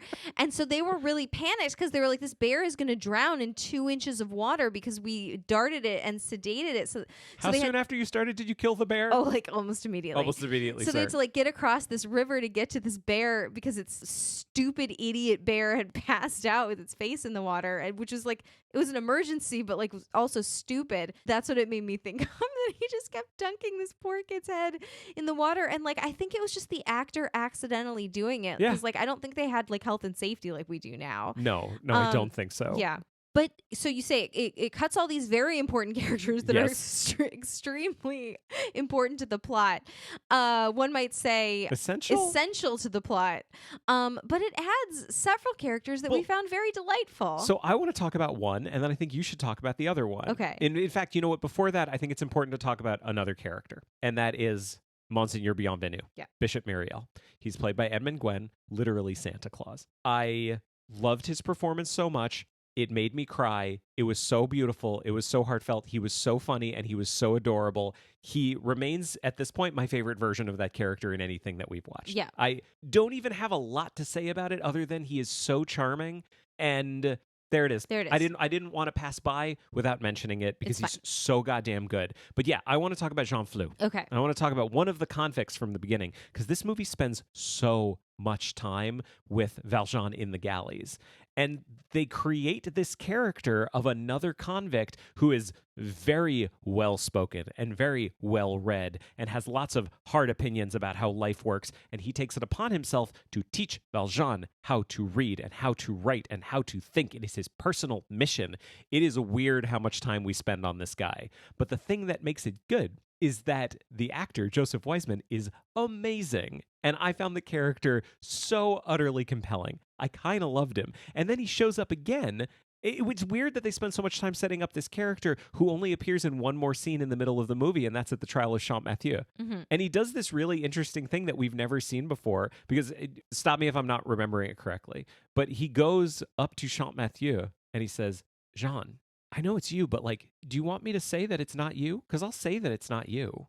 You don't have to go back to prison. Yeah, and it has the effect of like not only telling us something about his character, but also that like he is actually very convinced that this is his friend, Jean Valjean, and he like wants to help him. Which makes sense because both Jean Valjean and Champmathieu look a lot like Michael Rennie. Yeah, strangely enough. Makes perfect sense. Yeah. But then Michael Rennie, Jean Valjean, gets to step out and say, no, Jean Flou, don't do that. Don't do it. I'm going to say a thing I know about all of you guys, and that whole thing happened. You've got a tattoo of a thing. Yeah, never. Jean Flou was like one of my favorite new characters characters, but he was not my favorite new character. Yeah, no, the best new character in any version that we watched was this guy. I guess the producers of this movie were just like, you know what Valjean needs? Hang on. So the writers are in the room and they say, one of them says, I know what Valjean needs. Here's what he needs. An accomplice. A boyfriend. So both of those are absolutely true. Yeah, I mean, so here's what I'll say. Like, on the spectrum of odd ways that some of these versions chose to spend their time, especially this one, and it's like tight 90 minutes, this little sequence might be the worst. Valjean like rocks up into this town and says, maybe I'll stay here, maybe I won't. He meets this guy. He saves the guy's grandson. The guy's like, what do you do? He's like, I'm a potter. And the guy's like, what a coincidence. So am I. What's your name? I own this pottery shop over here. He does like the Mrs. Doubtfire thing where he just like sees like a word. He's like, I'm Monsieur Madeleine. They go to this man's pottery shop. Like literally, like what does this have to do with the shark, right? They go to this man's pottery shop and there's Little John hanging out there, this big burly man, like the fact making that he's pottery. never played Little John is a travesty. But this is such like a Little John moment, like the way that Robin Hood meets Little John is like they have this like scuffle and then suddenly they're like the best of friends. Valjean's like, you're making pottery wrong, and Little John's Robert, whoever, is like is like, no, I'm not. F you. And he's like, no, you are. Let me show you. And despite never having potted before, he makes like a perfect pot or whatever. He invents the assembly line. He invents the assembly line. Like, I'm not joking about he's like, why don't you have like the best glazers only glaze and the best potters only pot? And he's like, no, monsieur. Like, we take great pride in our craftsmanship. Each pot is different. And he's like, there's your first mistake. I'm not kidding how much time they spend talking about how to make pottery in this movie. Mm-hmm. So anyway, now they're best friends. And Robert is now his like right-hand man. He is in it all the way along. Like when they go to Paris, he's there. When they're with Cosette, he's there. And there's this scene, this is now in Paris years later, where Javert is like, trailing them. He's tracking Valjean because he's found him again. And one of his like, I don't know, lieutenants or whatever is reporting to him. And he's like, yeah, there's this house and it's these two men that live there and this girl. And it's like Robert is just like, they just live together. They're just the best of friends. They just live together and they're friends. And whenever Valjean just needs anything or generally like needs some plot device to happen that in a version that had all of the characters would be done by some other character, there's Robert there to like give him a hand. He's delightful. He's just a delight, and also like not for nothing, but like looks much more as how I would imagine Valjean to look than Michael Rennie for sure. I mean, maybe more than anyone else in any of these movies. He's just like this burly Colm Wilkinson looking dude with like a beard, and he looks like Valjean. He looks the way you remember Colm Wilkinson looking, even though Colm Wilkinson is not that big a guy. Yeah, that's true. Do you want to move on? Let's move on. Because like, there's nothing else to talk about with this one. Like, Marius is too old. Cosette's fine. Fantine is Sylvia Sidney, and she's really good. There's not a lot else to talk about this one. It's basically the 1935 version. I think we should move on to the opposite end of the goddamn spectrum, and we need to get to 1958 because there was a French 3 to 4 hour epic Technicolor spectacular. This is the French of the 50s saying, we are going to make the definitive Les Mis for this generation, and if anyone is going to make it, it should be the French. Mais oui. I, Jean-Paul Lechanois, the director of this movie, and my friends Michael Audiard and René Barjavel, they wrote it. Jean Valjean is played by Jean Gabin. Javert is Bernard Blier. Like they're all perfectly cast. Everyone in this movie is perfectly cast. It's an amazing cast. Like Thénardier is one of these other people with just one name, Bourvil. He's so good. He's really the Thénardiers in this are so good, and they get like a big arc too. Like we get to see some of their backstory. We actually see them both like at the Battle of Waterloo, and like Madame Thénardier in her like, I don't know what outfit this is, like whatever. Jodhpurs or something like that? I remember them being jodhpurs. She's wearing like a women's uniform. It's weird. I don't know what it is. It is okay. It is very silly that Madame Thénardier was at the battle. Yeah. She should not have been at the battle. It was just Thénardier who was there. Yeah. That made no sense. That didn't make any sense to me. Yeah. But I still remember when Waterloo started, we're like, of course it actually has Waterloo. Of course it does. Of course it does. I mean, historically they would have had women called camp followers who like followed the camp for the types of services that you might imagine. But like, I don't know that Madame like darning socks and stuff like that. Yeah, yes, dear. Yes. We'll call it that. Okay. But I don't know that like there's any textual evidence that Madame Thénardier was like there's barely textual evidence providing that any Thénardier types of was services, there. sexual or otherwise, to like the soldiers at the Battle of Waterloo. I mean, it's 700 pages of Waterloo, and Yeah. Thénardier only shows up on the last 2. Yeah. I feel like I do want to bring up something. I think you ended up enjoying this one a lot more than I did. Yeah, I did enjoy it. I mean, I really like, I love an epic. One of the things that I thought was really great about it was I thought the script was actually really, really good. Like, It's for a smart being script. for being such a big, like, clunky epic, like I thought they did a great job with some of the exposition. I thought the dialogue was really good. You always talk about showing characterization like through action. Yeah. And this was one of the ones where, like, we saw a couple of versions where, there's a nun that doesn't lie. It's very important to her character that she doesn't lie, because Javert is chasing Valjean and she knows he's a good guy and she lies for him, and it's like a very big deal for her that she finally told a lie. Mm-hmm. And in a couple of the versions that we watched, literally someone at some point before this incident happens, someone will just like point to her and go like, "Do you know she doesn't lie? Isn't that crazy that she never tells a lie, never does it, never tells a lie." There's literally a version we're going to talk about in episode 2 where someone says to Javert, "Oh, and that's Sister Simplice. Everyone in the town knows she's never told a lie in her never life," told a lie. which is a thing no one would ever say to anybody else. Yes. But in this one, there's actually a scene to establish that she doesn't lie, and I liked how they did it. Like, Fantine is there and she's dying, and Javert is so good. Like, Javert's so perfectly cast. Like, I feel like just his look is a very perfect Javert. Well, I really enjoyed the actor who played the elder Javert and the younger Javert. Yeah. Oh, because you do see Javert like as a boy, you right? know? Yeah. Well, they had to come. Well, okay, so that was a joke because it's the same actor. Yeah. So Bernard Blier plays both. But when at the beginning of the movie we see Valjean in prison, and it's actually doing prison the way it was supposed to be. It's the prison colonies in Toulon. Yeah, they're like hacking at stones and stuff. There is an older guard that works there, and he's got his little boy who's going around with him, and it's Javert with a mustache on. Not the boy, the father. Right? And then later, Javert is now Javert, and he says, I remember this man because when I was a boy, he saved a person by lifting. He played a rousing game of lift the heavy thing. Yeah. Once again, Javert having only encountered one strong person in his life, and it could only be this person. But he was a boy, and he was impressionable. This didn't bother me that much. But clearly they're doing it because the actors they cast were such disparate ages. Yeah. Like, Jean Gabin is way older than Bernard Blier. It never would have worked for them to be kind of close to the same age. Yeah. So I guess I'm glad they did it this way, but it is an interesting thing to do. It's really interesting for me, given the fact that this movie is clearly set up to be the most faithful version of the story. Yeah. But it adds the weirdest thing of Javert's father, and says that Javert was a boy when he met Valjean, which is not what happened in the book. And also it gets rid of Fauchelevent, which I don't care for. So anyway, let me just finish the thing I was saying about the nun, like 10 minutes ago. So sorry. Fantine's like, "Where's my daughter? Where's my daughter?" She's getting like agitated. She's upset, and they're out in the hall like discussing this. And this woman shows up with like a little girl, and the little girl like goes to play. And Valjean says to the nun, "Just tell her she's here. Like, there's a little girl, she'll hear her voice or whatever. Tell her she's here, but she can't see her yet." And the nun is like, "Oh, I could not do that. That is a lie, and I could not tell a lie." And this older nun that's like standing in the background is like, "Oh, don't you know, like, she never tells lies."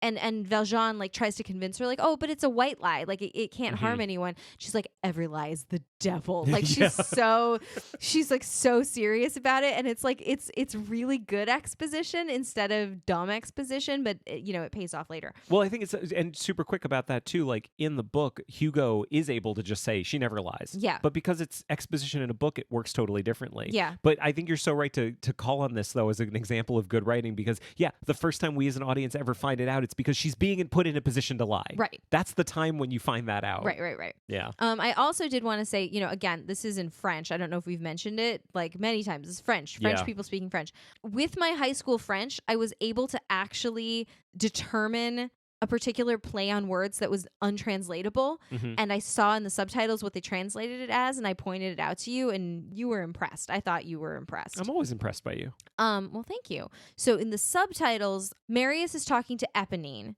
who has a weird haircut, and I'm sorry. We were divided on Eponine, I think, in this version.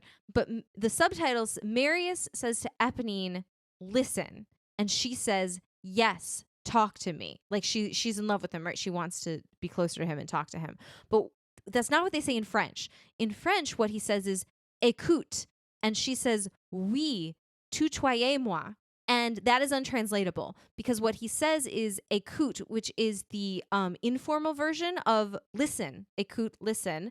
If he were being formal, he would have said écoutez, right, with a Z. Oh, yeah. 5 years of French, I remember. Yeah. And so what she says is essentially, yes, speak to me informally. Tutoyer is a verb. To tutoyer someone is to speak to them using tu rather than vous. Obviously, again, completely untranslatable in the English language. But I noticed that, and I was impressed that I noticed it, so I thought I'd point that out. Yeah, so basically they're using language to set up a misunderstanding between, someone speaking a certain way because there's a class system and the other person misinterpreting it because they really want to hope that this person cares about them deeply. Yeah, like one thing you can do with sort of tortured, unrequited love in the French language is to have this uncertainty about why you're tutoying someone. So Marius can speak to her informally because he's talking down to her, yes. right? Like you would tutoyer someone who was of lower class than you, or a servant, or someone, a waiter, or someone that you were giving instructions to. Obviously not now, that would be rude, but like back then. Or because you love someone and want to be closer and more intimate to them. So he can be speaking to her in a way that is condescending, and she takes it as an act of love and friendship. Again, there's no English translation unless you go back to thee and thou, which, by the way, thee and thou is the English equivalent of tu and toi. Yep. So people think it's more formal because it just sounds formal because it's Shakespeare, and we don't use that, but actually it's informal. Thee would be informal. Thee would be informal. So, like Quakers, like say thee, but they're saying it because not to be formal, like the opposite, to be informal. This has been your TED Talk language lesson. But this goes back to the thing we were talking about earlier about the fact that like this story just works better in French. Yeah. It just is. It really is. It's a very French story. It's not just that, the French language can set up these kind of nuances of class structure, but also every single name and every single place that's mentioned is French. Because it's fucking French. And it's not like there's only a couple of names and places. There's a million characters and a million locations. Yeah. It's very, very French. Yeah. It just works better in French than it does in English. Yeah. And I want to recognize the fact that this movie is good. There are aspects of it that I didn't respond to. And one of the things I didn't respond to is that it's just, I found the movie kind of boring. Everything is just presented. We talked about how the 1934 version got really into it and got really expressive in the way the camera moves and the way it's edited. This doesn't have any of that. No, it's very stodgy. Incredibly. Like, can we talk about the French New Wave? Can I please talk about the French New Wave for a second? If you absolutely must, I suppose you can. I saw a little, an opinion online. I don't even think it was a full article where someone was talking about this version and saying, like, this is exactly what the French New Wave were rebelling against. And I found that interesting, so I looked into it a little bit more. And, like, the French New Wave did start before this movie came out, but from everything I've read, it really is the epitome of what the French New Wave was rebelling against. Yeah. If not this movie specifically, definitely this movie generally. And the French New Wave was all about modern stories, black and white, shot in a documentary way, really small scale. This is the opposite of that in every single way. It is grand in a way that, like, the 1935 Oscar bait American version wanted to be and thought it was. This is delivering on that stuff, but it doesn't change the fact that I think what they're trying to do is kind of big for bigness sake. For me, it didn't capture the novel and capture the energy and the humor of the novel in a way that I found satisfying. Yeah. It does do the story in a good way, and it does most of it, and I think everyone's good. I mean, Thénardier is amazing. He's like the best part of the whole so movie. Good. Yeah, and I love that he had like a big, when he comes back to see Marius at the end, like it really paid off. He had a big scene with Marius at the end, and not all versions do that big scene with the confrontation between Marius and Thénardier. And this had it. Jean Gabin, though, I think we differ strongest on Jean Gabin. Yeah. I found him kind of boring. Yeah, I know that you did. And I thought there was kind of a lack of expression in his performance. Yeah. I feel like he showed no emotion. He was totally stone-faced the entire movie. And so all we had to figure out who he was as a character and what he wanted were his actions. And the thing is, a lot of the time, he's not taking any actions. He's not doing anything. He's just sitting and waiting for something to happen. Yeah. And then he does something. Remember the entire like action scene of him stealing Cosette? Like, oh yeah, Javert shows up at the inn. There's like a chase, like at the inn. It's like a whole spy sequence where he's got to sneak around the whole inn because he's got to get Cosette up, but she forgot her doll, so he's got to sneak down there and he like knocks out Thénardier. It's this whole thing that like amazing. Again, they want to be the faithful adaptation. Of course, none of this ever happened in the book, and I just found him to be totally stone-faced the entire time. So yeah, he has some action. But I felt like I spent most of the movie not really knowing what was going on inside Valjean's head. Yeah. And that bothered me. I didn't love him in this movie. I didn't love this version of Valjean. Yeah, I mean, I guess, you could make the argument you spend the entire book not really knowing what's going on in his head. Like, he doesn't really share that information. I don't know. I think Hugo shares that information. He does, like in certain points. Like he does have like several sort of long dark nights of the soul that you kind of hear what's going on with him. Yeah. But anyway. Well, okay. So here's an example. Javert shows up in Montreuil-sur-Mer and talks to him as the mayor for the first time. He knows who Javert is, and Javert doesn't know who he is. Yeah. So you could play that scene in a lot of different ways. And I feel like here are 3 ways you could play the scene. One is he immediately recognizes Javert and freaks the fuck out. I don't think that's a good way to play it, but it shows an inner life, right? But the reason it shouldn't be that way is because he's playing his whole hand. He's showing his entire ass at that point, and I think that's not a way to do it. You never show your ass to Javert. Another way to do it is to have him have no reaction whatsoever. Yeah. So I'm left thinking, does he even recognize him? But then there's a third version, which is he reacts, but is cool. Yeah. And that, to me, is the one to shoot for because it shows that he is a character with an inner life with thoughts and feelings and fears and wants and needs, but he also is acting in a way that makes sense for the character. Yeah. And I felt more often than not that Jean Gabin was doing just kind of nothing. Yeah. I think this is fair criticism. I mean, I enjoyed it, but I don't think you're wrong. Like, I think you're right. Yeah. I just wrote down, okay, that bird was the lamest thing I've ever seen. Oh yeah. Because that goes to like draw the water from the well. I'm sorry I did it. You're not supposed to I'm sorry. And like a bird just like flies in on a stick and frightens her, but it was just like literally someone like pokes it in on a stick, like flings it around and then like pulls the stick back out again. Like the wings don't even flap. It's just like a dead bird. It's the dumbest thing I've ever seen.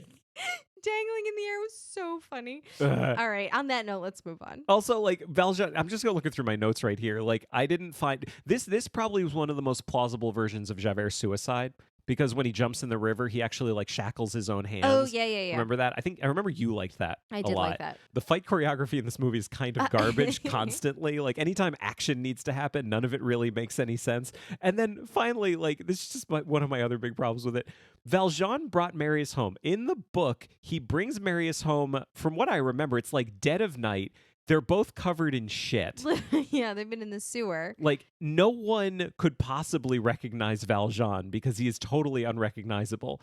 And so later when he comes back as Cosette's father and Marius is marrying this woman and here's his new father-in-law, no one makes the connection that it's the same person. Yeah. In this one, though, he shows up to Mr. Gillenormand. In broad daylight. And he looks totally fine. And they have a whole conversation. Mr. Gillenormand is like, sir, like, you must stay to tea. Like, you've saved my grandson's life. And he's like, no, I must go. And it's like, they don't make the connection that they see him again, like, the next day, but as a different person. It makes no sense. And the whole thing is Marius isn't supposed to know that he was the one that saved him. Someone would have told him. Yeah. Anyway. This one is big and beautiful. And even though I had problems with it, like 100% worth seeing. Yeah. Because it's good. Yeah. It's really good. And it's good, I would say, for Thénardier more than anything. Let's wrap this up. You want to wrap up episode 1? Episode 1. Like, we got a lot to go, but like let's get through the 60s and then call it for the night. Okay, I'm so glad that the timing worked out on this because we weren't going to do this version because I couldn't find it anywhere. So I apologize in advance for what we're about to say about this one because if you're like living in the States, you can't download it, you can't stream it. it. It just doesn't work. We had to buy a physical DVD. I had to buy a physical DVD from Amazon.co.uk. We had to buy a physical Region 2 DVD and that just arrived like loose in the package. Well, no, it was like it was 2 DVDs and they had both popped out in the case, so they were just rattling around in there. Yeah. So like you can't watch it unless you try hard to watch it. Yeah. And it would be great for me to tell you, don't worry, it's not good. But that would be a lie. That's a lie because it was so good. It was so good. 1967, 10-episode, BBC miniseries, directed by Alan Bridges, written by Giles Cooper and Harry Green, starred Frank Finlay as Jean Valjean. Frank Finlay, who has come up on this show so many times. He was my absolute favorite Van Helsing when we did our Dracula episode, in probably one of the worst versions of Dracula that we saw. Yeah. He was a pretty lackluster Marley when we did a Christmas Carol. That was someone that his jaw just dropped, and we didn't like it. It didn't work at all. But he was Lestrade. He was Lestrade in A Hound of the Baskervilles, I think. No, it was Murder by Decree. It was the Murder by Christopher Decree, Plummer one. Right. He's shown up a number of times on this show. He's such a good Valjean. It's ridiculous how good this guy is. You turned to me at one point and you were like, you know what he does? He's so comforting. And that was exactly what he did when he was Van Helsing too. Yeah. Like, and I think apparently that's what I need in a Valjean. I just need Valjean to tell me that everything's going to be okay. If anything wrong is going in my life, I want, and rest in peace, but like I want Frank Finlay to tell me bad news. Yeah. Because he's so comforting to Cosette. And that was the thing I was looking forward to. Yeah. And he is so sweet with her. It's when she's a little girl. And when she's especially. a grown-up too. Yeah, but it is so good. So it's 10 half-hour episodes, black and white. I saw something online. I couldn't find any more detail about this, but apparently it was one of the first TV productions shot in color and broadcast in color, but most TV sets couldn't get it. Yeah. And the version we watched was, black and white. Was black and white and terrible quality. But I feel like this is keeping something going because when we did Wuthering Heights, we also got another 60s 10-part miniseries, the Ian McShane version. Yeah. That we also really enjoyed. We liked it, yeah. This was even better. Yeah, that. It was good. And, a couple things about, you talked about Frank Finlay. So a couple more things about the cast. I had said originally, are we ever going to get a version where they have the same actor playing Fantine and adult Cosette? Because that makes perfect sense. They did it in this one. I thought it worked okay. Michelle Dautrice was the actor. Yeah, I mean, I guess I bought Michelle Dautrice much more as Fantine, I think, than I did as Cosette. Yes. She struck me as a little old and mature and world weary for Cosette. She was a very mature, confident Cosette. There was a part where they moved from one house to another, and she came and she's like, okay, here's what we're doing. I need this. Thank you, servant. I'm getting this. I'm getting that. She was very much in control. And I don't think of Cosette. I don't know. I feel like I think of Cosette as being a little more innocent. That's something I kind of liked, though. This was one of my notes. I wrote all caps, oh my God, Cosette wants something in this version, something other than Marius. Because that's always the defining want of her characters, that she wants this guy. Yeah. But in this one, she wants to stop moving. She wants to stay in one place and have a life. Yeah. And yeah, that's one of these things where it's not really in the book, but I really appreciated it. I didn't think it undermined the character in the way that when we were talking about Javert in the 52 version, I don't think that change undermines her character in the way that undermined the character of Javert. Yeah. If that makes sense. No, I don't think so. It didn't undermine it. Something I was pointing out. Can I say 2 other quick things, just super, super quick, sure, about her as Fantine and Cosette? One, it's super cool. We talked about the Ian McShane Wuthering Heights. That was also something that was done in the 60s in that version. Because the same actor plays Kathy and young Kathy. Clearly for budgetary reasons. Right? But it works. Yeah, it works. It's a cool idea. So that's one thing. The second thing, though, I feel like you're probably going to talk about this. Well, so because this is a 10-episode miniseries, we get to spend a little more time with Fantine than I think we have in some other versions, which I think is great because in the book we get a lot about her backstory and what all the things that happened to her in her past that have brought her up to now. We get her coming up to the inn with her child, and she meets the Thénardiers, and she sees their kids and everything, and she sits down with Madame Thénardier and somehow manages to gain her confidence and tells her the whole story about having a baby and not being married, and her husband walked out and she's trying to find work and blah blah blah, and Madame Thénardier is being really sympathetic and giving her some advice, and the only part of this that was distracting is that we just kept looking at each other and we're because Madame Thénardier is usually played by like sort of a middle-aged woman usually, and like usually like comically unattractive. Like even if it's an attractive actress, she's usually kind of made up to be like not pretty. Well, in the book, she's described as being like brutish. I would say. Like so tall and like everything. She's just like a gorgeous young woman in this, and I was like, that face. Where do I know that face? Like, who is this? And it was like so shocking because you found her IMDb page, and it's a British actress named Judy Parfitt, who I know from Call the Midwife, but she plays like the really old nun with dementia on Call the Midwife. Like, I'm used to seeing her play this like very crazy, very old person. And she's like so young and beautiful in this. And I don't know, I found it a little distracting how nice looking and pretty Madame Thénardier was. And like a lot of her stuff like wasn't really played for comic effect. Like when later on when they're in Paris and they're kind of suffering, like Thénardier's like, rip your clothes and get into bed and like pretend that you're dying. Like in this one, she was like suffering. Like she didn't have to pretend. She was so she'd already miserable. lost Azelma. She already lost Azelma. Yeah, she was like, yeah, Azelma's dead. I was like, I knew it. I knew we were gonna lose Azelma. But this all this to say, I think this is sort of our overarching point. This version had great dialogue. It had great character development. It had fun exposition. Like we learned a lot about the characters through action, as you say. I think one of the things that over the years we have found that we value in an adaptation, if the adaptation is not very, very, very strictly book accurate, because we do like a very accurate adaptation sometimes. But one of the things we also really like is where the writers clearly understand the story. It's kind of like, like Picasso had to learn to draw realistically before he could draw abstractly. Sure. You need to know what the rules are before you can break them.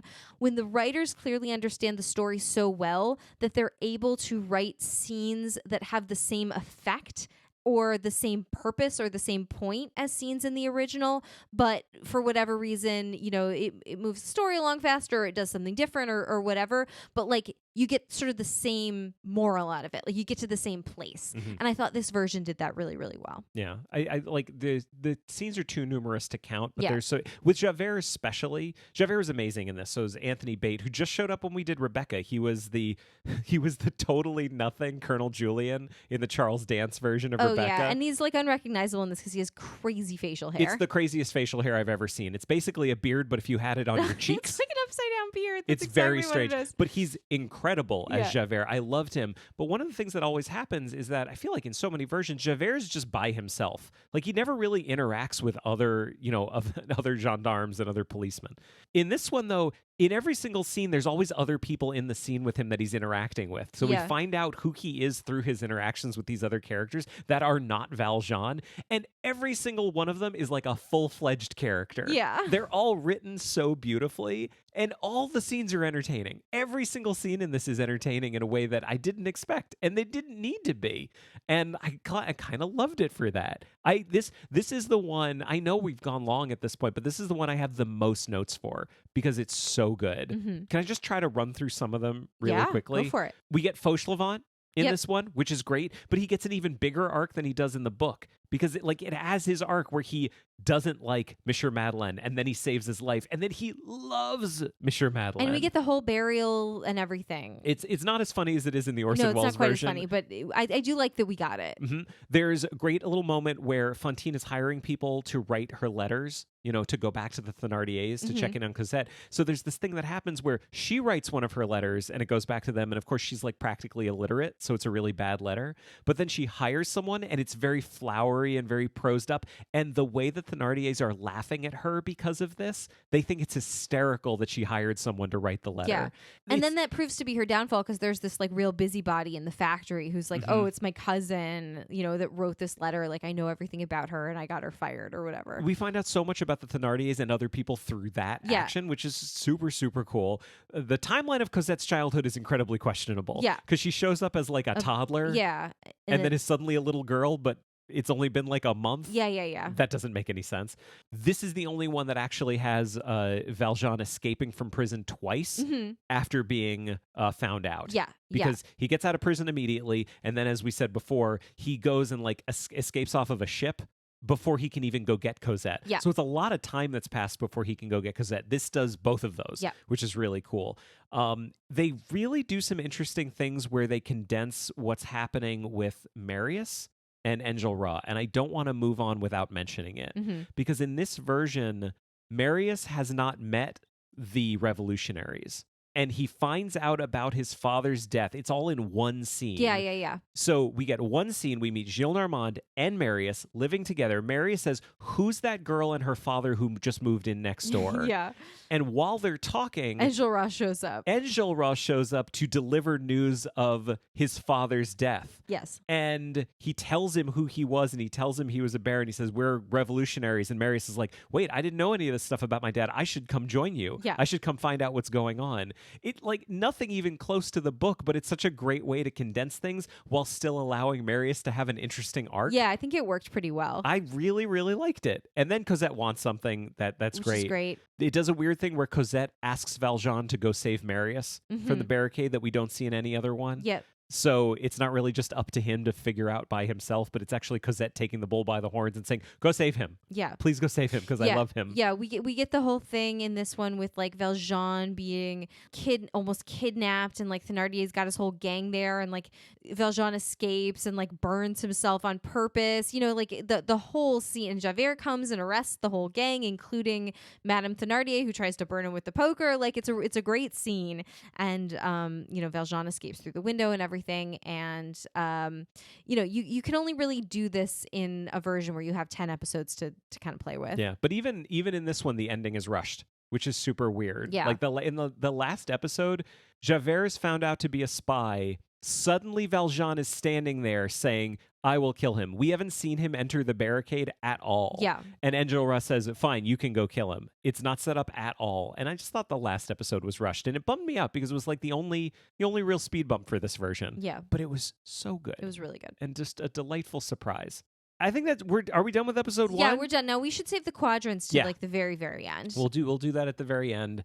Thank you all for joining us. Yeah, this has been episode 1 of 3. So if you like Les Mis, strap in, and if you don't, I guess we'll see you in a couple weeks. Yeah, we'll see you in like a month and a half. Yeah. When we do something that isn't Les Mis. Yay! I thought I would manage to get through this entire episode without singing. I only did it once. I promise I will try to do better next time. It's fine. Because we're going to do so much singing. We're going to do so much singing in episode 3. We got to save it up. Well, this has been Adapter Parish. If you'd like to find us online, we're on Facebook, Twitter, and Instagram at AdaptCast. You can join our groups on Facebook and Goodreads, and you can also find and follow me on Letterboxd.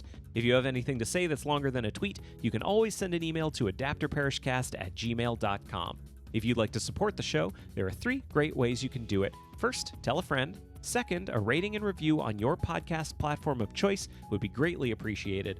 Third, we are on Patreon. This show will always be free, but if you become a patron, you can get access to Adapter Parish Plus, our bonus show that releases every other week between episodes of this show, and our patron-only Slack community. It's been a lot of fun, and all the details are at patreon.com/adaptcast. See you in part 2.